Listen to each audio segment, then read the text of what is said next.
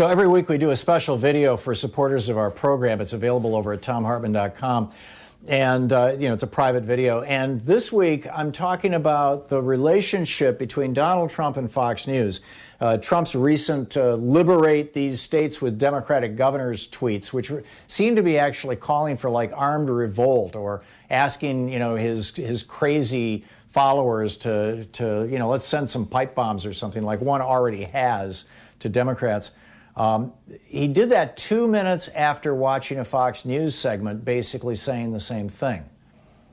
Fox News is programming the brain of the president, and their programming was, basically developed by Roger Ailes to infuriate people. This outrage as a way of holding people so that they can sell advertising. And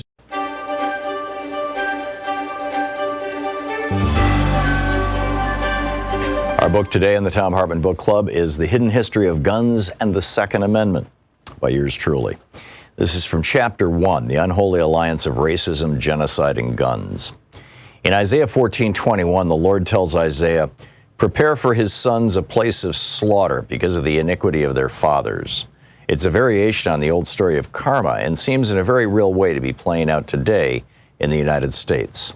America is facing an epidemic. Public health officials use that word of gun-related suicides, accidents, and even homicides and police killings. That epidemic has grown worse in the past decade, largely because the number of guns in America has increased, in large part because of the racial fears of white men who have bought guns in record numbers for 8 years during the time in office of America's first black president. A landmark 1999 study from researchers Franklin Zimmering and Gordon Hawkins showed that the main correlation, far surpassing mental illness, socioeconomic status, or race, that could be defined as causal in predicting the rates of gun deaths is a simple number: the number of guns distributed among society. In the 30 years since that study, Zimmering and Hawkins' results have been replicated and reanalyzed dozens of times. As the American Academy of Pediatrics said in a release published in AAAS's Science magazine, quote, "New research shows dramatic differences in the number of children hospitalized and killed each year in the U.S. from firearm-related injuries based on their state's gun legislation, even after adjusting for poverty, unemployment, and education rates. It found twice as many pediatric firearm deaths in states with the most lenient gun regulations compared to states where gun laws are strictest," end quote.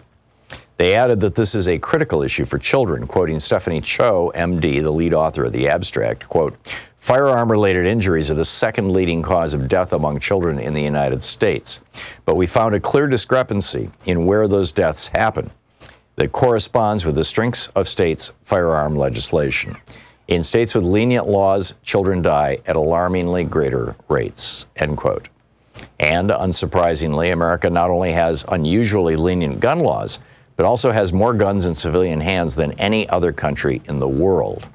America has a bit more than 4% of the world's population, but holds almost 50% of all the guns in civilian hands worldwide, more than 390 million guns.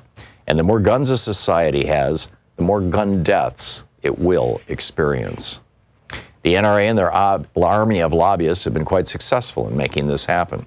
During Obama's presidency, there was a steady and hysterical drumbeat of articles, emails, and political proclamations by so-called pro-gun politicians and think tanks, suggesting that Obama was preparing to take away everyone's guns at any minute. There was even a subtext embraced by the hard right that he wasn't going to stop there. After disarming white Americans, these folks said, Obama was going to intern them in otherwise unused FEMA camps. Flipped-out gun owners were repeatedly arrested during the Obama years trying to break into retired or temporarily vacant military facilities and toxic waste sites, looking for evidence to prove that Obama was, in fact, preparing the modern-day version of the World War II-era Japanese internment camps. White supremacy was the founding notion of this nation. White Europeans thought themselves so superior to the human beings they met here in 1492 that Columbus himself became the first North American slaver, shipping Taino Indians back to Spain as slaves to the royal family. "A slave is as good as gold," Columbus wrote for the king and queen. Europeans in the Americas then stepped up that game into a hemisphere-wide campaign of racial genocide, pulling off the largest multi-generational mass murder in the history of the world. In the midst of that effort, they also created the legal mechanisms necessary to define and legally regulate slavery, and even built those systems into America's founding document, the Constitution. America was birthed in slavery and genocide, and both needed guns. It was the superior weaponry of guns that gave the European settlers a massive advantage over the bow and arrow-equipped Native Americans, and it was the raw power of widespread white ownership of guns in the South that propped up the institution of slavery for hundreds of years. Without guns, neither would have been possible, or at least neither would have been as easy as they were to pull off. And now, after centuries of guns being used to kill off and keep down people of color in America, those same guns are creating a terrifying epidemic of gun-facilitated violence, from public schools to private homes and public concerts. It's enough to make one think that Isaiah was onto something. Chapter 2, The Sanitized History of America. The United States' expansion and conquest in the late 18th century through the 19th century and into the 20th century is a history written by white men, inked in the blood of Native Americans, and built on the broken and bloody backs of enslaved people brought here from Africa. From 1791, when the Bill of Rights went into effect, until the end of the Civil War, the Second Amendment protected the rights only of white men to own guns. This is simply because until the ratification of the 14th Amendment, states determined who was recognized as a person protected under the Constitution. Initially, in most states, that meant that white men who owned land and paid taxes were the only people considered full citizens under the Constitution. In the South, white men with guns formed slave patrols to control slaves and formed Program to hunt escaped slaves. Well, happy Tuesday. Thom Hartmann here with you, and in this hour, Angelo Caruso is or Caruso. I'll have to figure exactly how to pronounce his last name. He's been on the program before. Anyhow, he's the president of Media Matters for America. He will be with us at the bottom of the hour. In the second hour of our program, Professor Benjamin Teitelbaum, who is an ethnographer of contemporary racial nationalism in Europe, he's got a new book out called War for Eternity, and going to be talking about this whole issue of really what we're up to, with the far right, what's going on with the far right. And Alex Lawson is going to drop by. There's some new rules on if you're a low-income person or if you're on Social Security and you don't get much, so you don't have to file income taxes, you have until today to fill out a form and apply to get the $500 for your kids. And if you don't do it today, you will not be able to reapply. This is for the stimulus check. You won't be able to reapply until next year. The latest little roadblock that the Trump administration has put up to make sure that low-income people don't get any money. And in our third hour, Professor Justin Frank, the psychoanalyst and clinical professor of psychiatry at George Washington University, is going to drop by. He's the author of Trump on the Couch, among other things. But I want to start out by talking about these right-wing billionaires. I am trying to wrap my head around what's in it for these guys, right? You've got a bunch of right-wing billionaires, your normal familiar faces. You've got a bunch of right-wing billionaires who have been not just tossed in with Trump, but they're actually helping to organize and fund these so-called protests, the reopen protests. These are the same guys who helped fund and promote the Tea Party a decade ago. And that gave us no public option in Obamacare, right? And now they're working hard to demand that governors stop essentially protecting their citizens from the coronavirus. And these billionaire-funded groups are on the same page as billionaire-owned Fox News. But why? If governors rip off the bandage, the phrase that they like using over at Fox News apparently, it'll cause hundreds of thousands, maybe even millions of deaths in the United States, although those deaths will be most heavily concentrated among communities of color, poor whites, poor Hispanics, and elderly people. Now, it just turns out that poor whites, poor blacks, poor Hispanics, and elderly people are the most expensive people in our society from the point of view of these billionaires. They're the folks who are more likely to be on Medicare, on Medicaid, on Social Security, the older folks, disability. And I mean, you could argue from this insanely cynical point of view that billionaires who hate paying taxes, in particular hate paying taxes that are going to these so-called moochers, the so-called takers, right? To use Ayn Rand libertarian language.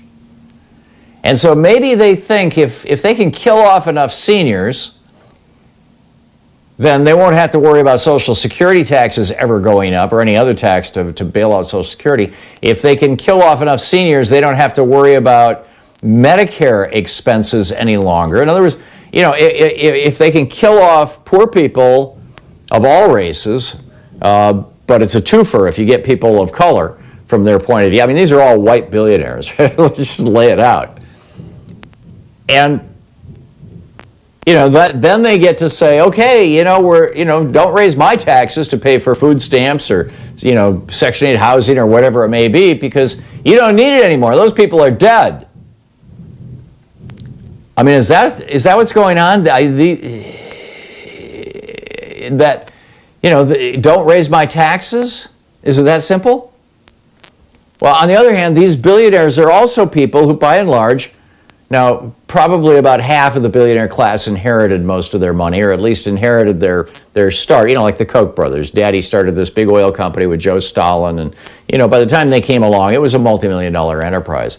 But nonetheless, they make their money and they get additional money, and these guys are always interested in additional money through economic activity. So when economic activity freezes up, their revenue stream stops. And I mean, the Koch brothers are heavy in the oil business, and Koch brother now, heavy in the oil business, and that's in trouble. I mean, yesterday, oil producers had to pay oil consumers rather than selling oil to them. They're paying them to take it. The price of oil went negative yesterday. So, if they're experiencing a drop in economic activity, they're experiencing a drop in their own revenues. So maybe it's just, hey, we want to make money again. And we don't care if people die. So could that be it? That seems like a heads they win, tails you lose. By the way, this whole rant is available over at buzzflash.com. Judd Legum's newsletter this morning, popular.info. He's talking about, this is a summary from the Washington Post about who's behind this thing, these so-called reopen programs. The outside effort, this is the Washington Post, the outside effort from conservative groups is expected to be led by Stephen Moore. Remember Stephen Moore? He used to come on this program and talk about how capitalism was more important than democracy. Jenny Beth Martin, co-founder of the Tea Party Patriots. Adam Brandon, president of FreedomWorks. And Lisa Nelson, chief executive of ALEC, the American Legislative Exchange Council. And they say part of the impetus for the conservative group is political. In other words, they think that doing this is going to help get Trump reelected. Recently, Judd Legum writes, recently Stephen Moore has been lionizing the anti-quarantine protesters, comparing them to civil rights icon Rosa Parks. I call these people the modern-day Rosa Parks. They are protesting against injustice and loss to liberties, Moore says. So, but one of the things that Judd points out is that 81% of Americans overall think that we should shelter in place as long as there's a dangerous disease floating around out there. That includes 68% of Republicans who support a national stay-at-home order, which we don't have, by the way. So, Judd is positing that the purpose of these protests is not just a protest, but to actually change public opinion. And they're also trying to turn that into a referendum on Trump. Basically, if you support the stay-at-home, you're opposed to Trump. If you support opening the economy, you're in favor of Trump. You're a Trump guy. And then they talk about how Fox has just been plugging this like crazy. Tucker Carlson and Sean Hannity and all these guys. Fox News host Pete Hegseth said that governors are being quite flippant about our founding documents. Freedom of assembly is in the Bill of Rights. Neil Cavuto over on Fox Business had one of the protesters on. He says, good luck. Tucker Carlson had one on. He says, thank you for exercising your constitutionally protected rights as an American. Bless you. And Fox News has done dozens and dozens of stories on this. As I said, we're going to be discussing that with Media Matters in just a moment. Meanwhile, it looks like there's just a relatively small group of people behind registering dozens and dozens, perhaps hundreds of domains that have the word reopen in them. Reopen MN, reopen Minnesota, reopen PA, Pennsylvania, reopen VA, Virginia. And they're tied to these gun rights groups and to some grifters. I mean, it's really an amazing story. I'll tell you about that after the break. But, what, in your opinion, what is it, who's winning as a result of this? What is the goal? What is the end point? What are they trying to do here? This is the Thom Hartmann Program. I mean, it seems, fairly clear to me that what they're trying to do is just very straightforward, get Donald Trump reelected, some more tax breaks.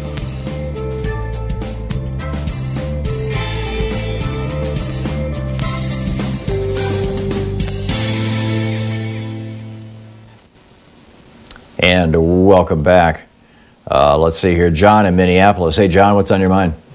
I think what the billionaires are after is power. It's not enough to have money. And I think it's, really people should be discussing the possibility of a coup in this country, a quiet one, but maybe not so quiet, because just the actions of Donald Trump, the Republican Party, the attitude of the people that are supporting these rallies, and if you talk to them, they're ready for it. So this is a time that the Democratic Party should act proactively to contain this as best they can, because seriously, we could really be looking at, Donald Trump proclaiming martial law, or just, yanking our chains to the point and manipulating through the electorate, through the vote, to discount votes, et cetera, et cetera. I mean, they already have, I think, a good portion of the judiciary, and we're already like in a two-legged or three-legged race with a group of people that have gone off the rails. They can't even think anymore. It's not just the virus, the pandemic, but is the virus of their brains that have been so warped over decades. I don't know what else to say. And then also, we also could have not closed down if we did what Taiwan did. And after talking with people, the SARS-1, they had, a lot of organization to plan for a pandemic, and they did everything right, and they're not closed down, and they have only had, out of 25 million, last I checked, it was 8 or 9, maybe it's gone up, but nowhere near the amount of people that have died in Europe and in this country and in Canada, and it's a very populated, densely populated island. So, this is, it's bad planning, bad science. We don't listen to anybody that has any kind of authority in the sciences anymore to make policy. And we have a group of thugs, a faction that they're making money hand over fist out of this whole thing. And they don't care. And the billionaires, they want to be listened to. They don't want to give up a dime for anything, in terms of the total society. They think of themselves outside of in the United States. They're really. So what do you think they want to do with this power, John? Is it more deregulation? Is it lower taxes? I mean, there's got to be. I mean, if you look at, I remember many years ago, I had an English teacher who was a Shakespearean actor and taught Shakespeare that way, and that was one of the things that he said. It's a very basic desire of people to want power, particularly wealthy people. And, it's not enough to have the money and even manipulate behind the scenes. They want the adoration of people and the respect. And they're never going to get it because they can't. And power also, and power also eliminates uncertainty, right? I am now the master of my own destiny, my own fate. So you get somebody who's really insecure. Power plays to that. Fascinating. John, thank you for the call. We'll be right back. Stick around. It's coming up on 20 minutes past the hour.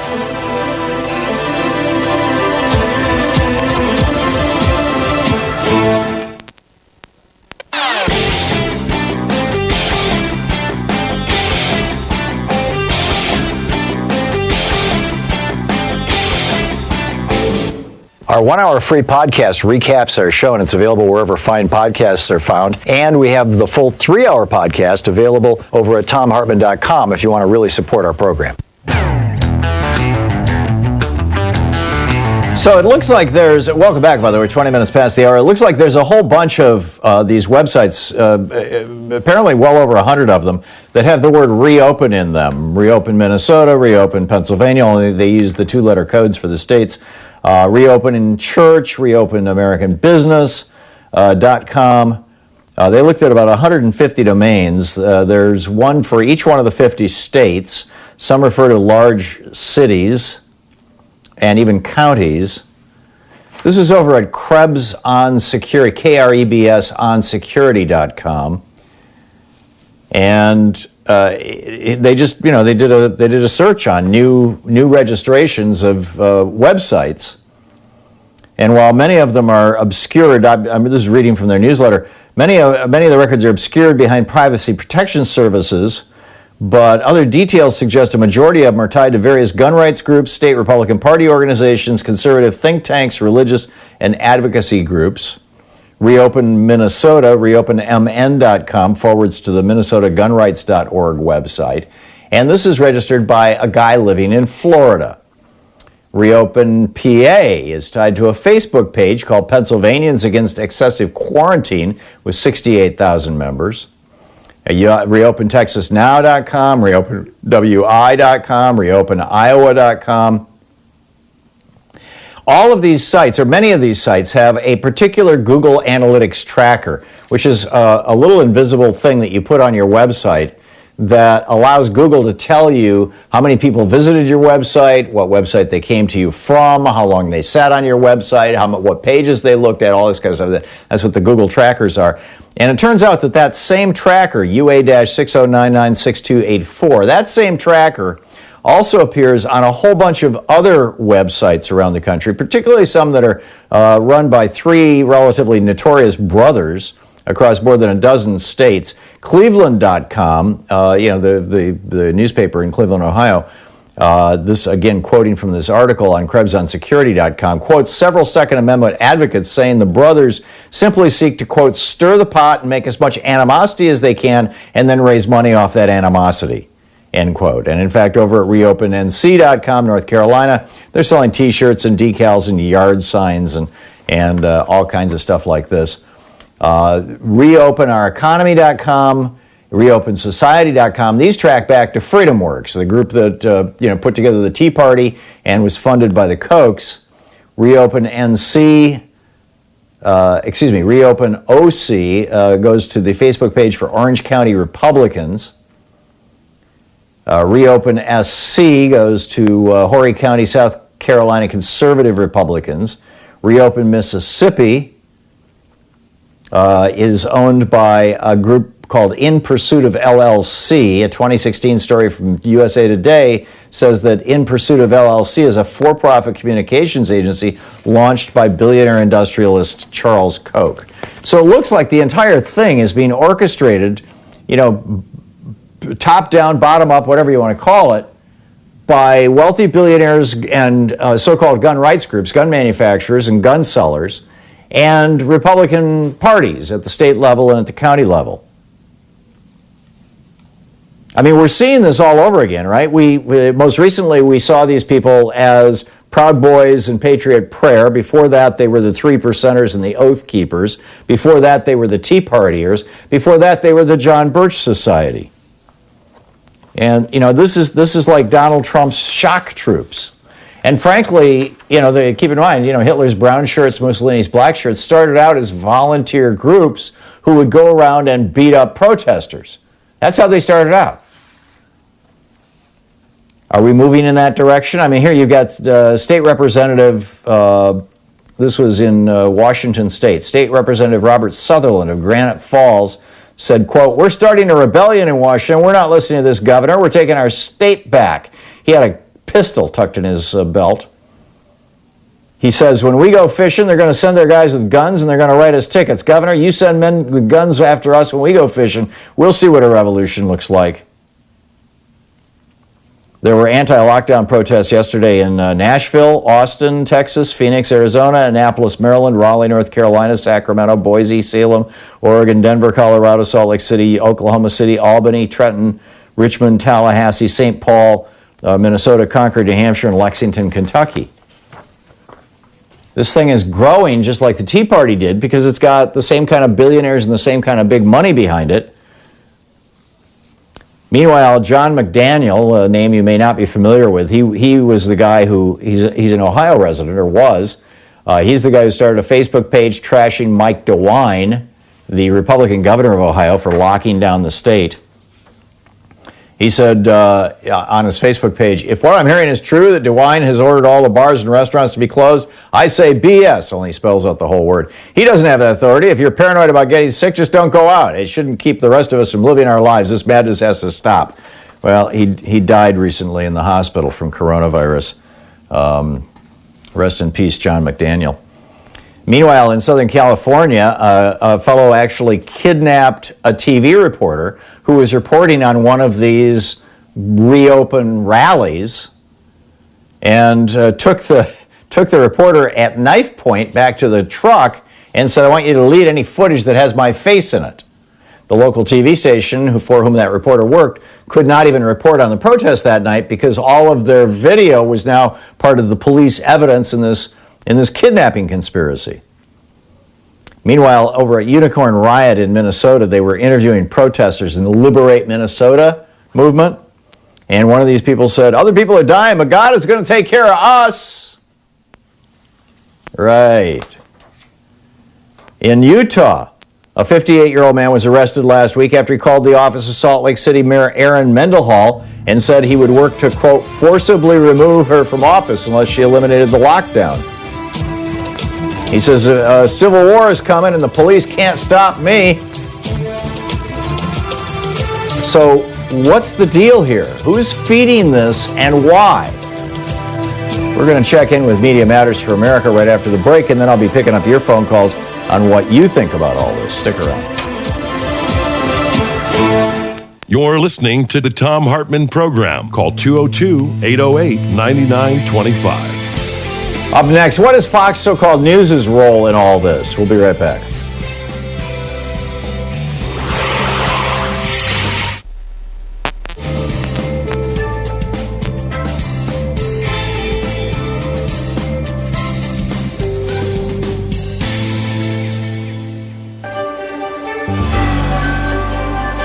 Our book today is In Defense of Public Service by Cedric L. Alexander. The subtitle is How 22 Million Government Workers Will Save Our Republic.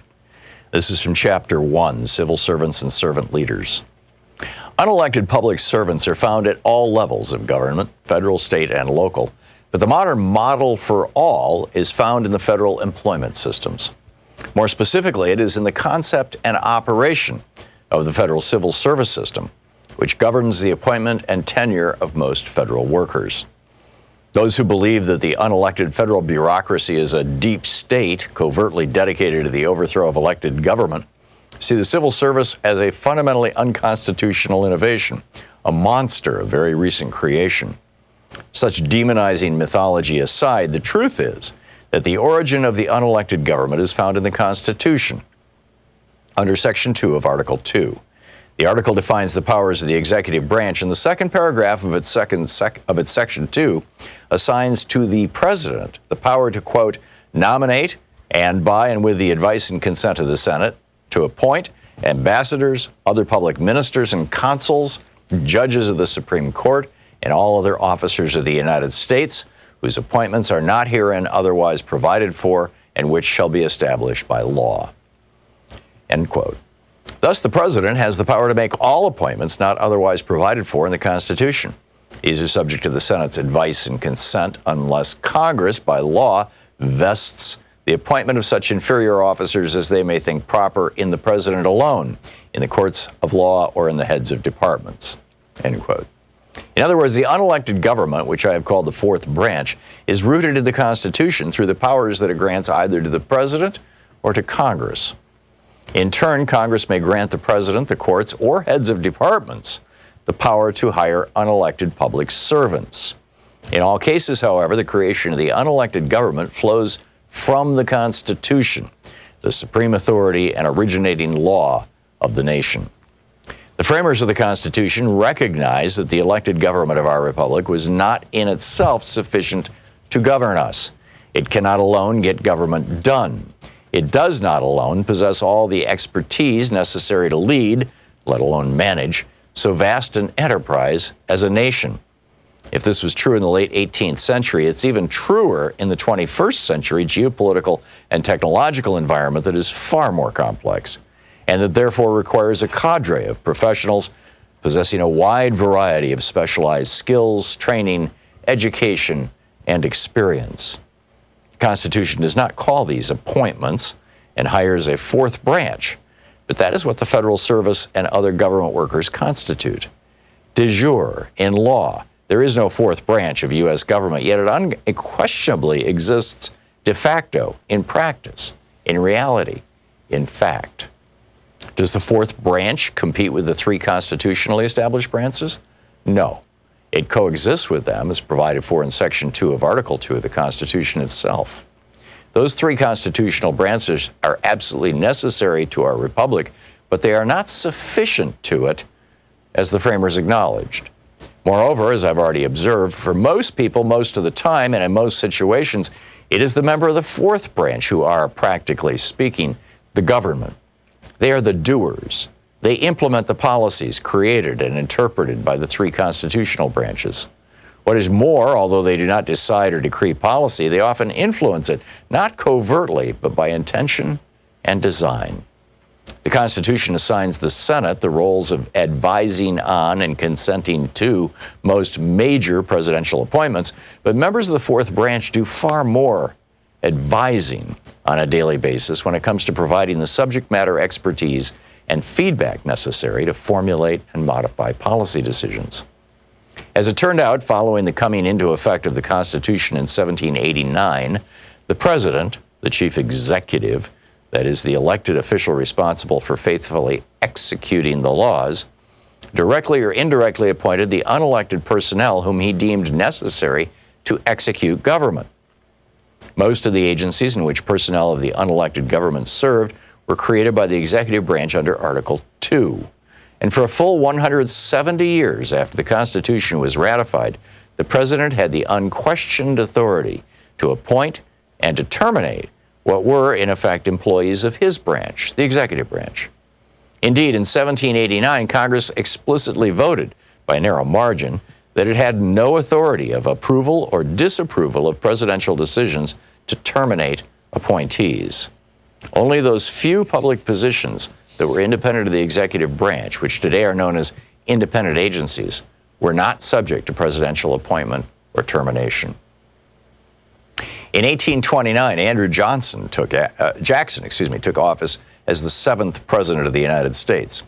He was regarded as the apostle of the rights of the common man, and he made it clear that he intended to usher in an area of a more highly participatory democracy. During his 2 terms and under his influence, many states substantially extended the still males-only franchise by dropping property requirements from the ballot, and Johnson waged a mighty battle against the Second Bank of the United States in a successful effort to loosen credit and thereby free up sources for finance. In Defense of Public Service by Cedric Alexander.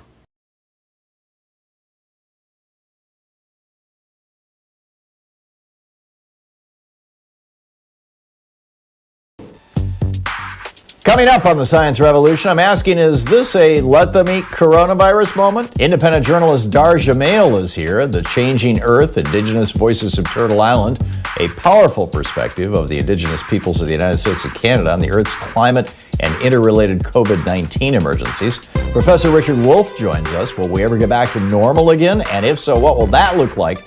Plus, in Geeky Science, I'm asking, America has a big decision to make. How do we end shelter in place? Stay tuned and find the Science Revolution wherever fine podcasts are available. Welcome back. Thom Hartmann here with you. On the line with us is Angelo Carasone. He is the president of Media Matters for America, MediaMatters.org, a website we refer to often on this program. His Twitter handle is GoAngelo. Angelo, welcome back to the program. I'm curious, I was going through this piece, Krebs on Security this morning, published a rather lengthy piece that's a good bookend to Judd Legum's piece over at popular.info. On Krebs on Security, he discovered 150 roughly domains that have been registered in the last few weeks, many of them within the same few hours. Reopen PA, Reopen MI, Reopen WA, Reopen MN, all these reopen sites. And some of them track back to FreedomWorks, some of them track back to so-called gun rights groups, which are probably fronts for gun manufacturers, and a whole bunch of them track back to these three brothers who are, who are making apparently a lot of money off outrage. What role is the media playing in this, particularly Fox so-called news? Yeah, I think that's a good way to start, too, because, part of what happens here is that, you have a place like Fox that actually is able to build the sort of demand or identify sort of a problem that these kind of grifters come in and sort of coalesce and organize around. And then there are other people that are not even necessarily grifters, right, but that they are just extremists. So in addition to these far-right, gun groups and some of these operatives, there's also some state representatives that are being opportunistic, people on the Women for Trump advisory board, a lot of anti-vaxxers are sort of standing up these events and pages. But where it all really started was, most of this stuff, and you sort of alluded to it in the beginning of your intro, where you sort of identified that a lot of these things kind of happened at one big shot. They all sort of came around at once. And there's a reason for that. The reason is that most of this stuff started on April 10th. But if you look at what was happening on Fox News, and in particular on Fox News, and then some of the other right-wing echo chamber, one thing that was taking place is on the 7th and the 8th is when they started to make this case that it's time to end the national lockdowns. And there was an important distinction. They switched a little bit from just talking about the economic harms to now making it an issue of freedom and liberty. And one of the things that was most striking is that typically it's not the case, but this clip from Tucker Carlson, his sort of appeal to end the lockdowns, was one of the most trafficked sources, videos in the right-wing echo chamber on the 9th. And all of a sudden, because it saturates the landscape with that demand, these groups sort of pop up and try to coalesce and try to capture some of that, because they know that once they do that, they'll in turn be rewarded with promotion from the very same source that identified and articulated the need in the first place. Which raises perhaps a larger question. Kevin Rudd, the former Prime Minister of Australia, last year, as I recall, wrote a piece for the Sydney Morning Herald titled "Rupert Murdoch is the cancer at the heart of Australian democracy." And then he goes through and chronicles not only how Murdoch has corrupted Australian politics for some 20, 30 years, but how he then moved to the UK and he corrupted UK politics, British politics, and then he moved to the United States and now he's been corrupting American politics. Gotten fabulously rich in the process, although he started out, doing well with the newspaper. I believe he inherited it from his dad. But he built this empire. His son Lachlan is largely running most of it, I guess now, Fox News and whatnot. What's in it for these guys? And is there an effort to call them out or publicly shame them the way Kevin Rudd tried to do in Australia? Or is there any? I mean, what is their agenda? I'm baffled. Yeah, I mean, in this case, Fox has made a pretty clear their agenda is to be completely aligned with Trump at this point. And whether or not that's what the position that the super higher ups necessarily want, it doesn't really matter. I don't even know if they could change right now if they wanted to, although I don't think they do, because in a way, Trump did something that no one else was really able to do in Fox's history and much of Murdoch's history, is that he captured the Fox audience. And in a way, there are two sort of assignment editors at Fox News, right? You have Trump, and then you have the day-to-day people there. And, he could cannibalize that audience pretty quickly if he wanted to, or at least disrupt it. And that's where Fox's power comes from, because ultimately, that's the answer to your question. What they want is power. And I know that. And here's the proof that they want power more than anything else, including money. They love money, don't get me wrong, and they make plenty of it. But it's all about power. Political power and personal self-interest. And the reason I know that, and the proof is in the pudding, is that they actually lose money. Fox News lost $300 million in advertising revenue over the past 2 years. $300 million. Simply because some of their hosts are so extreme that they can no longer sell ads. They had to cut their ad inventory during prime time. Their most highly rated shows, they literally had to half their ad inventory. Now, if they were really interested in money, they would have brought on board other conservatives, but just a little more palatable, right? Or maybe forced some of their personalities to reel it in. But it's not just about the money. If it was purely about maximizing profit, they would take other steps to mitigate those losses, but they don't. And the reason they don't is because they get something more out of it. That's it. Which is power. In our third hour, Professor Justin Frank is going to be with us, a psychiatrist who wrote Trump on the Couch. And I've had this conversation with him in the past where, somebody will say, well, they just want power. And I'll ask him, the psychiatrist, why does somebody want power? And my recollection of the last time we talked was that basically there were two possible answers to that. Number one is to use that power in a practical way. That is, for example, to get myself tax breaks or to promote the interests of my business. And the other answer is people crave power out of a deep sense of insecurity, a neurotic sense of insecurity. And if they can acquire power over others, it gives them a sense of being in control of the world when, in many cases, they grew up feeling like the world was out of control. A, can you think of any other reasons why somebody might want power? And B, if the Murdochs and the Kochs and the FreedomWorks folks and all these guys, if what they're interested in is in power, why? Yeah, I mean, that's the part. I mean, some of it is that, and I think this is the piece that underlies a lot of it, is that in their case, they need the kind of power that they're generating because their worldview, to the extent that there is one, and their political philosophy, especially in the case of the Murdochs, is fundamentally anti-democratic.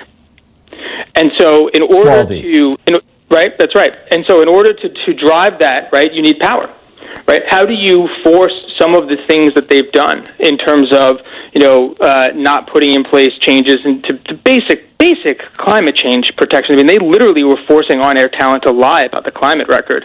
You can go down the list. A lot of what they push for is fundamentally anti-democratic. And to drive that part of the agenda, is you need that power. And then the other part is, and I think this is really clear, less in Rupert, but more in Lachlan, is that, when I look at Rupert Murdoch, there's this piece of it, which is he wants a legacy and an institution to live beyond him, right? He wants to build this thing almost like a monument, like a modern-day pyramid, right? He's always had this idea that his papers, that's why his papers are still his most beloved. Of all the things he has, he's very fixated on his papers and his FCC licenses.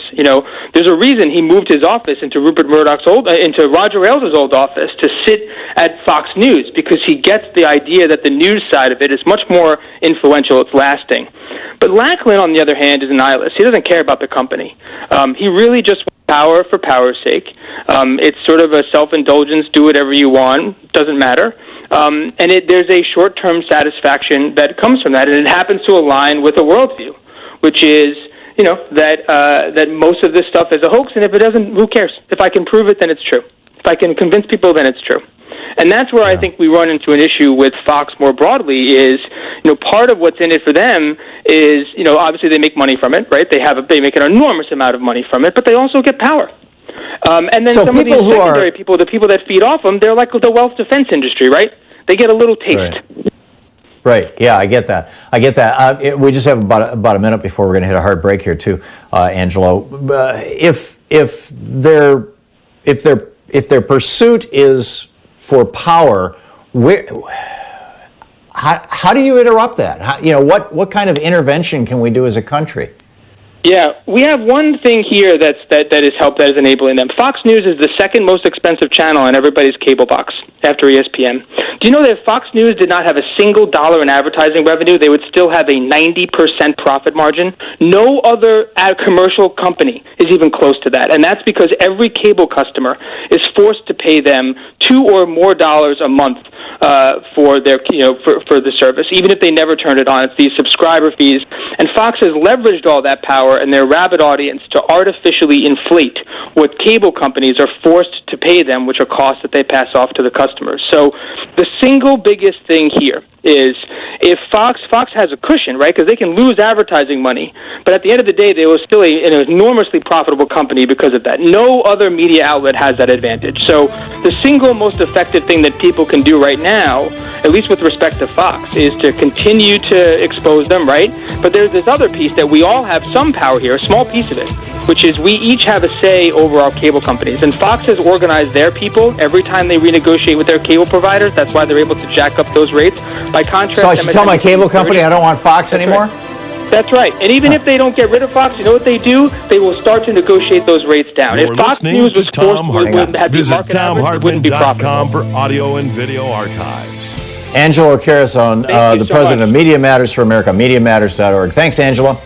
Thank you. Angelo, we'll be right back.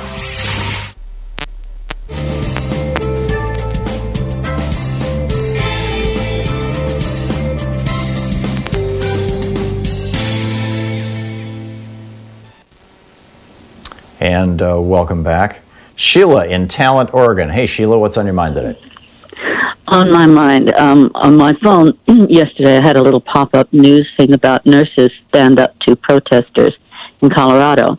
So I opened it up, and I saw what looked to be one single nurse standing in a crosswalk, arms crossed, almost military style, facing down the protesters, a whole line of them in cars and trucks, quite expensive trucks, I might add, waving their flags and screaming obscenities and racial slurs to an Asian American nurse who's putting his or her life on the line. Turned out there were many nurses, and they held the line. They held that traffic back. Eventually, they were forced to get out of their vehicles. They should have all been ticketed, and walked around and made their threats in person to the nurses. And I am a retired critical care nurse. I retired 2 years ago to take care of my very sick brother who passed. And I would still be nursing right now. I would still be in the profession, and I would be with my sisters and brothers in the workplace. And I'm kind of suffering a survivor guilt right now because I'm not out there.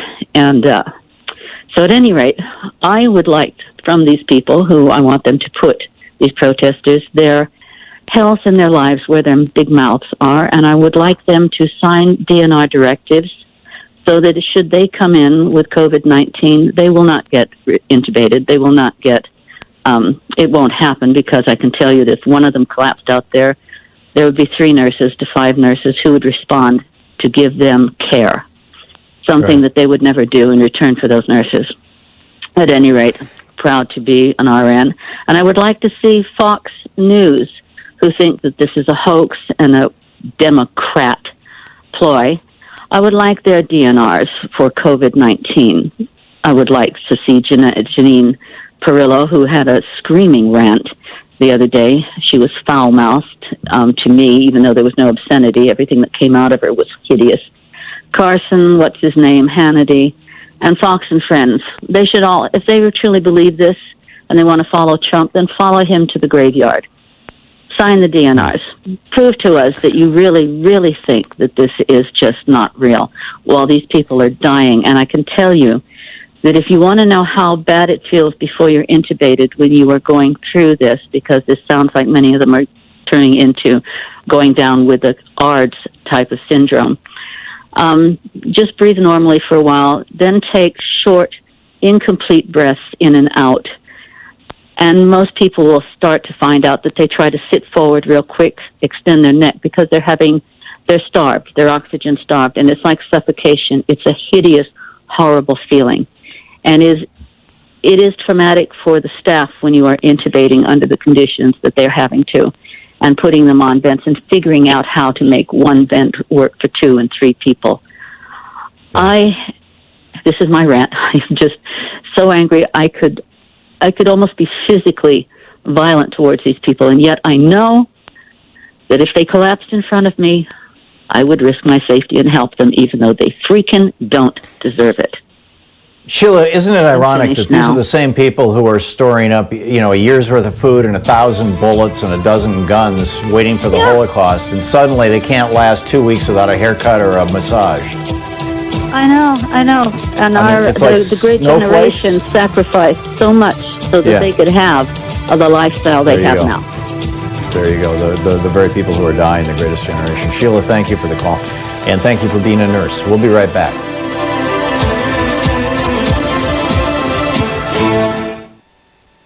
Did you know that Ronald Reagan committed treason to become president in 1980, and George Herbert Walker Bush was in on it, and he avoided being prosecuted for this in 1992 with a little help from Bill Barr? It's on page 116 of my book, The Hidden History of the Supreme Court and the Betrayal of America.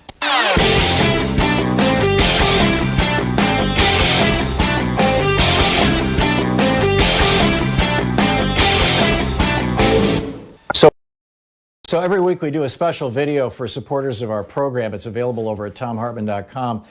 And, it's a private video. And this week I'm talking about the relationship between Donald Trump and Fox News. Trump's recent liberate these states with Democratic governors tweets, which seem to be actually calling for like armed revolt, or asking, his crazy followers to let's send some pipe bombs or something, like one already has, to Democrats.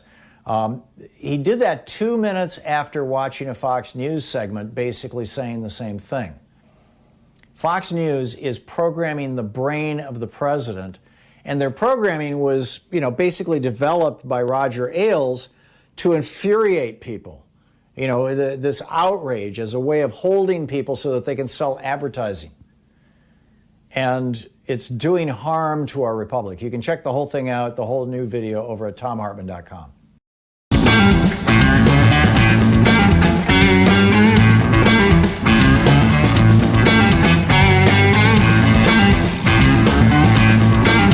Welcome back. Thom Hartmann here with you, and let's pick up your phone calls here and see what's on people's minds.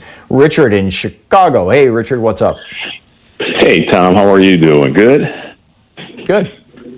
All right. Hey, so the reason I called, obviously we met a few weeks ago when you were here at Frugal News, and got your book out to some great followers. You were asking earlier, why do we think that the billionaire class is behind some of the protesting and some of the other things that are going on right now? At least the right-wing billionaires, yeah. At least the right. Thank you for that correction.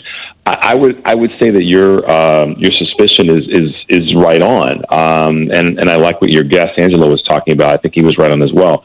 It's about a massive amount of insecurity and the growing number of people of color and women who are really pushing back. And I know it seems like it's oversimplifying it, but it does get to the core of what a lot of what slavery was all about, which is to suppress culture, get free labor, and take people off the table, take people off the board, if you will, to use a quote, and make it easier for the narrow-minded white men in America to continue to prosper.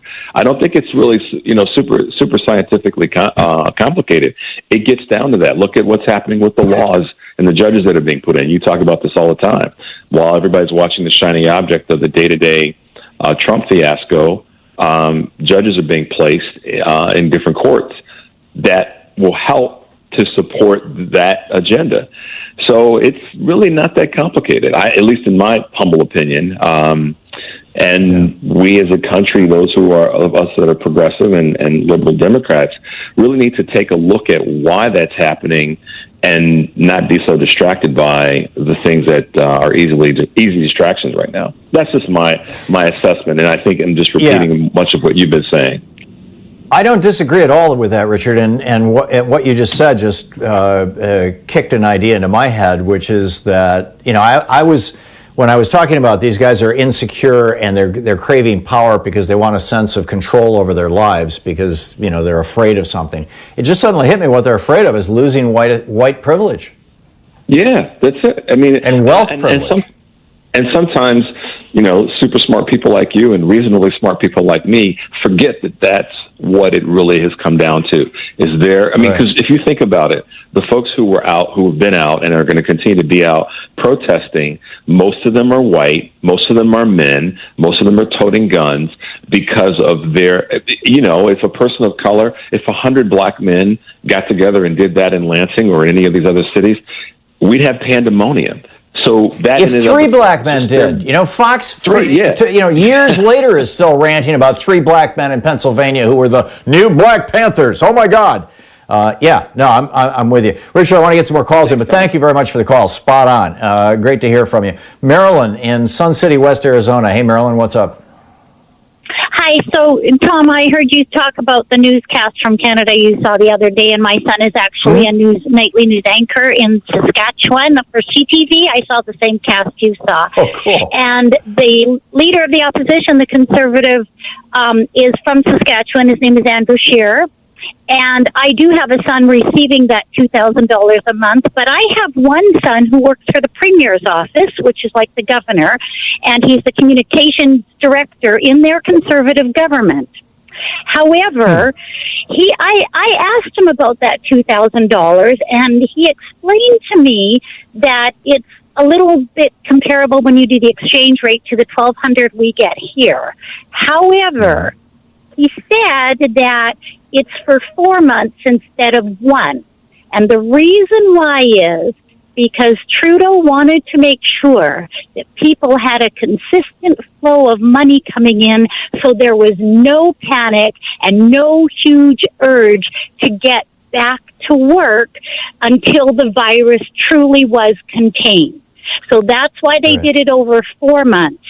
And they didn't vet the people so everybody gets it. But unlike here where everybody gets it, and in my opinion, that's just Trump wanting to buy votes to an extent, they will vet it later. So everybody gets it because they had to get it out and get it out quick. But at the end of the year or next year, the people that didn't need it, like the 500,000 plus income earners, will be asked to pay it back. But they rolled it out to everybody. Which is entirely reasonable, Marilyn. I mean, I think there's 170,000 more or less people in the United States who earn more than $1 million a year.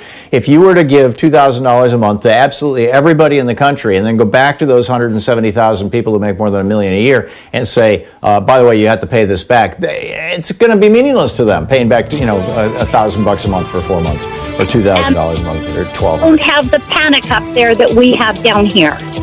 You're absolutely right. That the CBC News reports we were looking at over the weekend were just so straightforward and calm. And thank you, Marilyn. Great to hear from you. I do appreciate it. And coming up next, Professor Benjamin Teitelbaum, I'm assuming it's pronounced, will be with us on the War for Eternity. Stick around. You're listening to Thom Hartmann.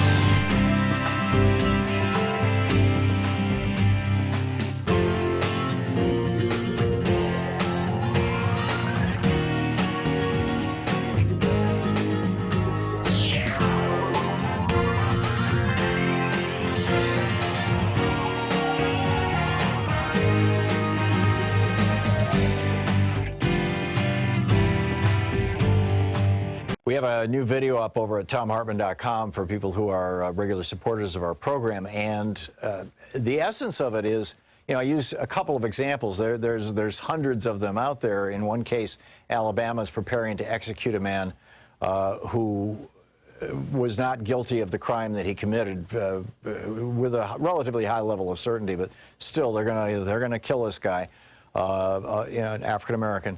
And the other story out of New York State, where the police officers hogtied this guy, arms, elbows behind him, tied his legs together, and then threw him down a flight of stairs, mangled his face. He looked he was totally beaten. 12 hours later, he commits suicide in his cell. How is it possible that our prisons do this kind of stuff? Because the 13th Amendment says that slavery is still legal in the United States. You have no rights if you've been convicted of a crime. We need to amend the Constitution. Check it out at thomhartmann.com.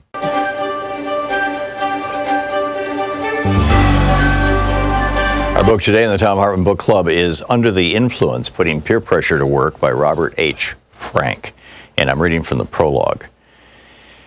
That we are more closely connected to one another than most of us realize is an old idea. An important variation dates from 1929, when Hungarian writer Frigyes Karinthy published a short story entitled Chains. Two of the story's main characters speculate that any two living people can be connected by a chain involving no more than 5 acquaintances. That some such chains exist is hardly surprising, since most of us can think of people in distant locations to whom we're connected through a small number of intermediaries.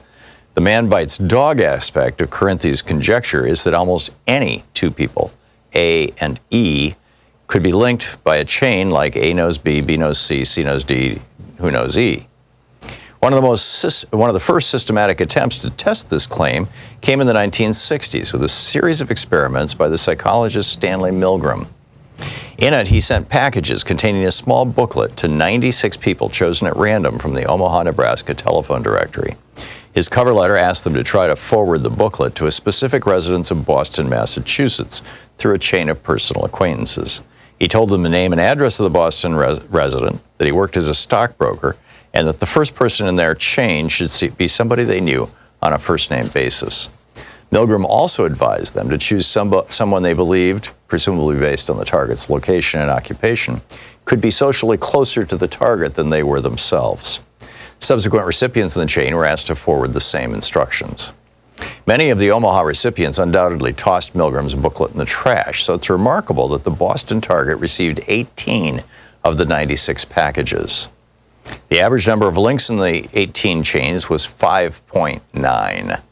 But the now familiar expression 6 degrees of separation would not gain broad currency until many years later, when John Guare's play by that name premiered on Broadway in 1990.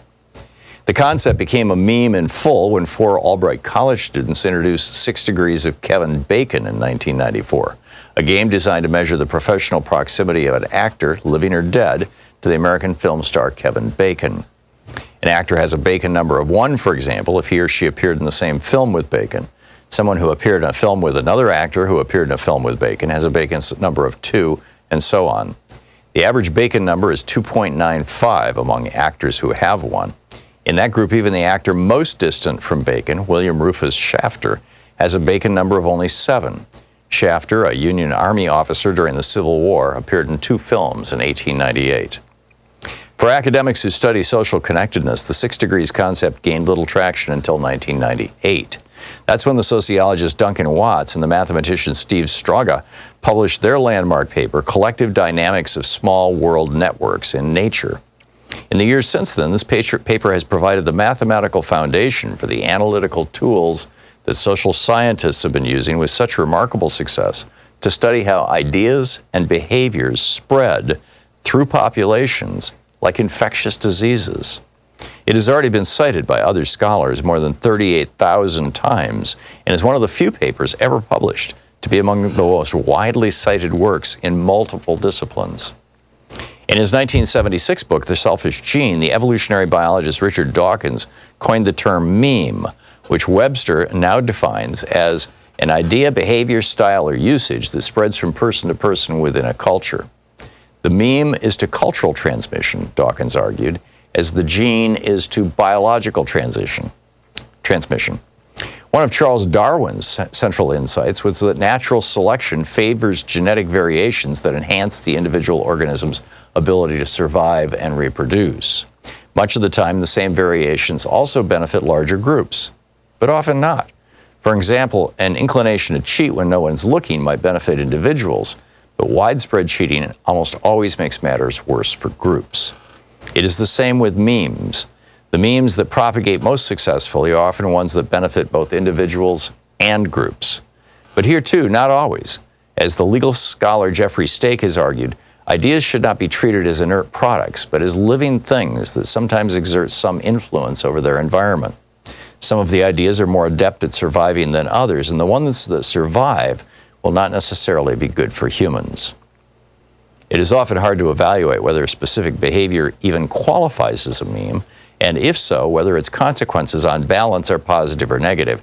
Yet sometimes the evidence is clear. We know, for example, that the strongest predictor of whether people will take up smoking is the proportion of their close friends who smoke. Smoking is thus clearly a meme. The negative health consequences of smoking are also conclusively documented, and most smokers themselves express regret over having started.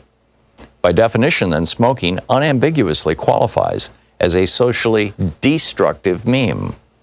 On the other side of the ledger, we have compelling evidence that the adoption of photovoltaic solar panels is both socially contagious and almost uniformly positive in terms of environmental consequences.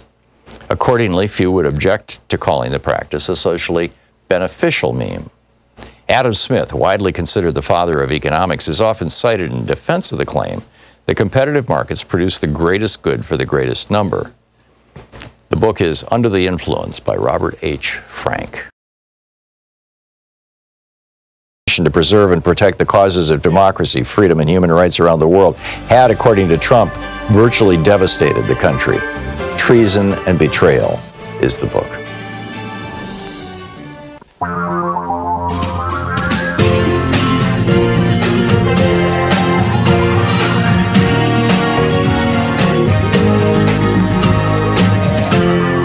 This is the Thom Hartmann Program. Welcome back. Thom Hartmann here with you. On the line with us is Professor Benjamin R. Teitelbaum, the ethnographer of contemporary radical nationalism in Europe, assistant professor of ethnomusicology and international affairs at the University of Colorado Boulder. And his latest book, this is just an extraordinary work, War for Eternity, Inside Bannon, that's Steve Bannon's far-right circle of global power brokers. Dr. Teitelbaum, welcome back to the program. An absolute pleasure to be with you. Thank you. Tell us about War for Eternity. First of all, where did that title come from? So it actually describes the worldview that I'm studying in this book. There's a sort of hidden network of ideologues around the world who follow a very, very strange school. It's more a philosophical school than politics, but it's called traditionalism. And one of its pieces is that all of these actors, they oppose progress at large. That's one reason why it's so radical. It's hard to compare, but they want to see a world that is not striving to be something better necessarily than it was and dreaming of a sort of utopia here on Earth, but instead a world that returns to what it once was. That believes. In other words, with white men in charge. It could be. This is it's not a politically benign or neutral position, as abstract and vague as that might sound. This is not the cause for people who have been oppressed necessarily. Look at history as a series of injustices necessarily. Returning to that eternity is what I'm trying to capture with that title. That's the way that they read history, essentially. Right. We've had 7,000 years of patriarchal hierarchy and male, particularly white male, but all over the world, male domination. And they are of the opinion that is the natural order of things. Do they subscribe to some sort of Herbert Spencer neo-Darwinism? Oh, that would be to undersell it, I'm afraid. Tom, there's a spiritual dimension to it. To say that it's a natural order doesn't even get to the core of it. There's a belief that hierarchy, even theocracy, is a sort of ordained divine plan for humanity. It's very out there. I promise you, it's not dry. So it's kind of a neo-Calvinism. I mean, John Calvin, or at least his followers, posited the idea that has heavily influenced Western politics over the last few centuries, that we're all born from women, therefore we're all contaminated by there being women, and they were the original sinners, and therefore we've all sinned, and therefore none of us are worthy of leading other human beings. But God figures out who among us is good and who among us is bad, and has figured out a way to tell us who is good, so we'll know who we should put in charge. And that visible demonstration of God's love for his chosen few who should become the leaders in our society is that he makes them rich. Is that a piece of this? And we're privy to all that. Kind of. In its original form, this doctrine that I focus on in the book Traditionalism, I would even say it goes further. One of its key early theorists in the radical right was a man named Julius Evola, who was a collaborator with Mussolini, actually. But he saw himself as being beyond fascism and beyond Nazism, actually. And he believed that the most virtuous beings in the world were not only men, not only Aryan, but also militaristic, priestly, theocratic. So it's more theorized, and it's more explicit, in fact, than that Calvinist doctrine that you just laid out. Wow. In your book, you talk about this as the international effort and Steve Bannon's role in this. Tell us about that, and well, let's start there actually with the international. For example, Viktor Orban, he just grabbed absolute power in Hungary by getting Parliament to give him the right to rule by decree. If words come out of his mouth, they are now law.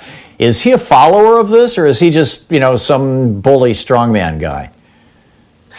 It's a complicated topic. He probably is not. He would not identify that. However, especially in 2015, when Orban's political party started to really get a firm grasp on power in Hungary, they did so by appropriating some of the doctrine of a party to the right of them in Hungary.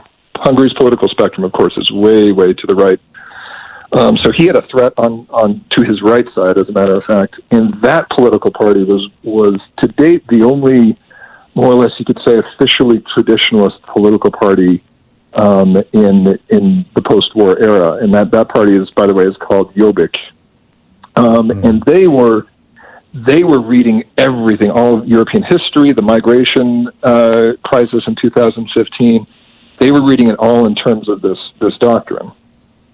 Traditionalism, but it doesn't end there. I mean, some of the more compelling hotspots of it today, and the places where Steve Bannon is working to network, are actually Brazil and Hungary. It's in those two countries that he has a counterpart, a sort of ideologue, strategist, influencer, Rasputin type, close to a populist far-right leader, but who also follows this obscure doctrine, traditionalism. Remarkable. So here in the United States, it seems, maybe I'm hyper oversimplifying, but it seems that in the 2016 election, Donald Trump actually ran to Hillary Clinton's left.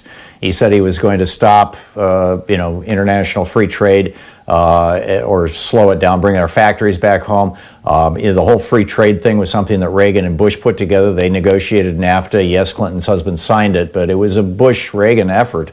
And then Trump also said he was going to get everybody in the country health insurance, and it would be less expensive than Obamacare, and he was going to strengthen Medicare and Social Security. All these, he basically ran to Hillary Clinton's left.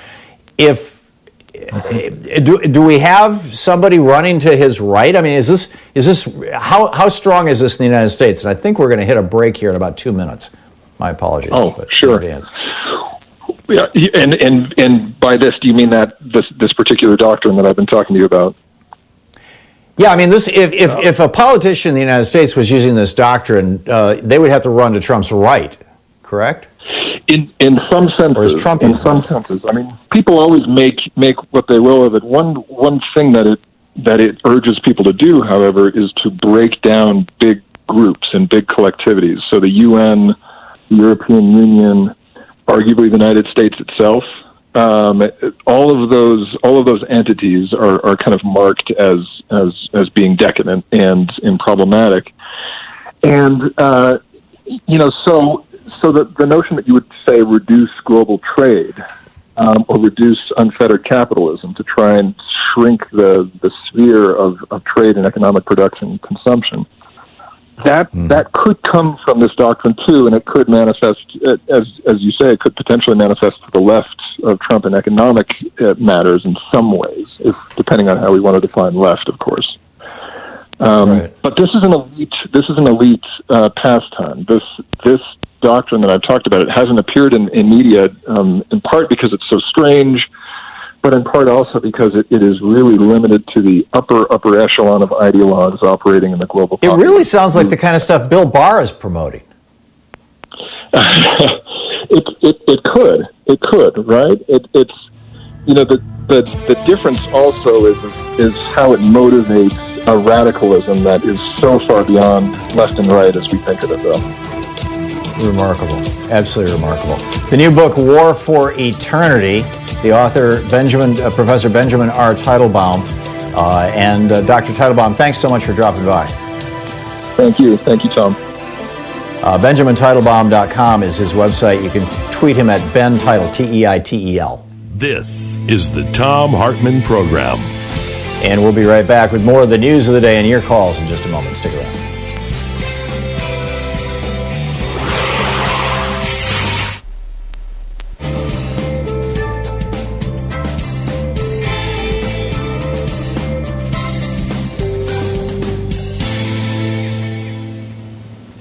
And welcome back. Let's see here. Anthony in Detroit, Michigan. Hey, Anthony, what's up? Hey, Tom, how's it going? Just wanted to comment on, my attempts to get unemployment from the state of Michigan. I applied over a month and 6 days ago as of today, and haven't gotten anything yet. It's just, you can't get a hold of anyone. So I just want to say to all the Congress people, even though they passed the extra 600 on top of that, well, it's no good if the state systems can't handle it and get it to us. You know what I'm saying? Go ahead. Yeah, you're fortunate that you don't live in Florida, by the way. Of 1.5 million people who have applied for aid in Florida, it's just a few tens of thousands have gotten unemployment insurance because Rick Scott broke the system intentionally to keep their unemployment numbers down when he was governor. I'm guessing in Michigan that Governor Whitmer is probably doing everything she can to make it work. I mean, have you identified the specific choke point or problem, Anthony? It's in when you try to, applying is easy, but then it's called certification, saying whether or not you've earned anything that week or, like, if anything has changed. It's the choke point where you submit that. Oh, this is one of in Michigan, they picked up the old Newt Gingrich thing of you don't qualify for unemployment unless you can prove that you're trying to get a job. Exactly. Yeah, I mean, and that's supposedly waived right now, but just the whole process of that point is where it's bogged up. Remarkable. Well, I wish you the very best, Anthony. Thanks for the heads up from Michigan. Amazing. Thank you. John in Evanston, Illinois. Hey, John, thanks for watching us on Free Speech. What's up? John? John, you got to listen to your telephone, not your TV. There's a delay. Elizabeth in Pacifica, California. Hey, Elizabeth, what's up? Okay, I think I can talk. Can I call you back? No, you can't. Let's see here. Karen in Cripple Creek, Colorado. Karen, you're on the air. Yeah, good morning. I just wanted to have a quick comment about, why is there such a push to go back to work? And one of the thoughts I haven't heard mentioned is if a business is reopened and employees are asked to come back and then they don't want to come back because they don't want to get sick, then in theory they could be fired and no longer qualify for unemployment benefits. So I think the rich might be saying, hey, to all your little lower businesses, yeah, here's a way to get out of the unemployment payments to people. Open up, then say, okay, you can come back, and if you say no, then you don't get unemployment benefits. So just a thought I had the other day. Wow. Yeah, it wouldn't surprise me. I mean, it's going to vary from state to state. Different states have different rules about how you qualify and who qualifies, and whether you even qualify at all if you've been fired versus been laid off versus left your job voluntarily. Those are all up to the individual states, and like I said, each one has its own specific set of rules. But the fact that these companies are gaming the system is not a secret. Particularly the big companies, the ones who sucked up all that bailout money to begin with, the big publicly traded companies. So, I think that there's. Yep. Go ahead. Well, I just say one quick thing with Angela talking about why do people crave power. One of the simple things, I know there's all kind of psychological reasons behind it, but it just feels good. It feels good to have power. It might be that simple. It feels. And they don't want to let it go. Yeah, absolutely. It's reassuring. It gives you a sense that that the world is not going to spin out of control. It makes people feel safe, actually. Karen, thank you. Excellent points all. I appreciate the call. We'll be right back. It's coming up on 20 minutes past the hour.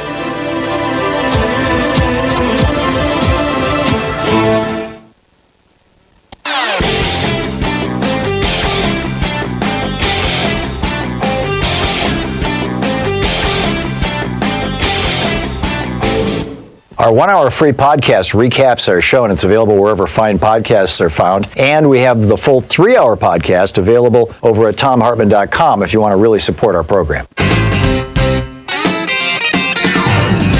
Oh, this is amazing. Over at the Center for Public Integrity on their website, they've got some internal government documents that they acquired. I'm not sure if this was through a FOIA filing or a whistleblower, but this is what they write on their website.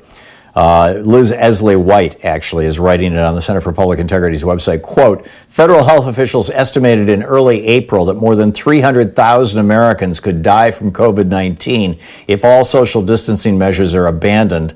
Later estimates push the possible death toll even higher. In the documents, the, quote, best guess, end quote, for how things will play out without further mitigation says the coronavirus cases and deaths would double about every 5.5 days. Wow. Meanwhile, the very people who were telling us that they were ready for the Holocaust, they were ready for the long war, they're dug in. They've got their guns, they've got their food, they got their meals ready to eat, that those people are freaking out because they can't go to the Cheesecake Factory. They can't go get bronzed at the tanning salon. They can't get a new butterfly tattooed on their shoulder.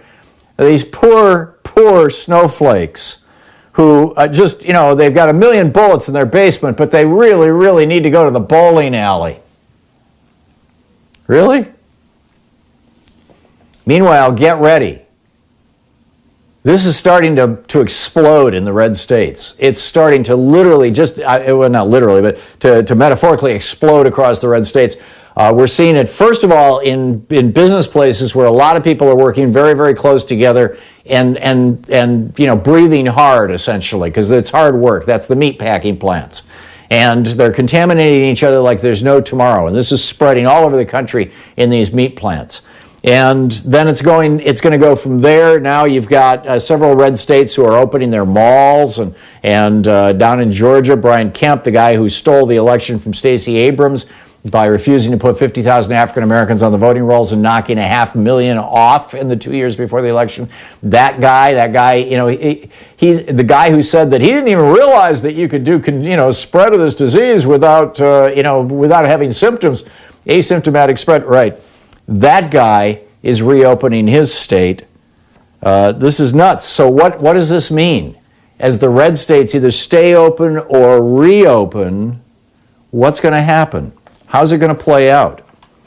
Well, you'll recall from my makers versus takers rant of last week and the op-ed that I published all over the place earlier this week or over the weekend. The blue states actually have pretty good health infrastructure and pretty good everything infrastructure. They're blue states. The red states, on the other hand, not so much. But, people in the red states are more likely to watch Fox News regularly. They're more likely not to take this stuff seriously, and therefore they're more likely to end up sick or dead. And not just, concern for them being sick, but the people who work in the hospitals who have to care for them. It's crazy. In 17 of the 20 states with the highest rates of smoking, for example, which radically increases your chances of dying from COVID-19, 17 of those 20 states are red states.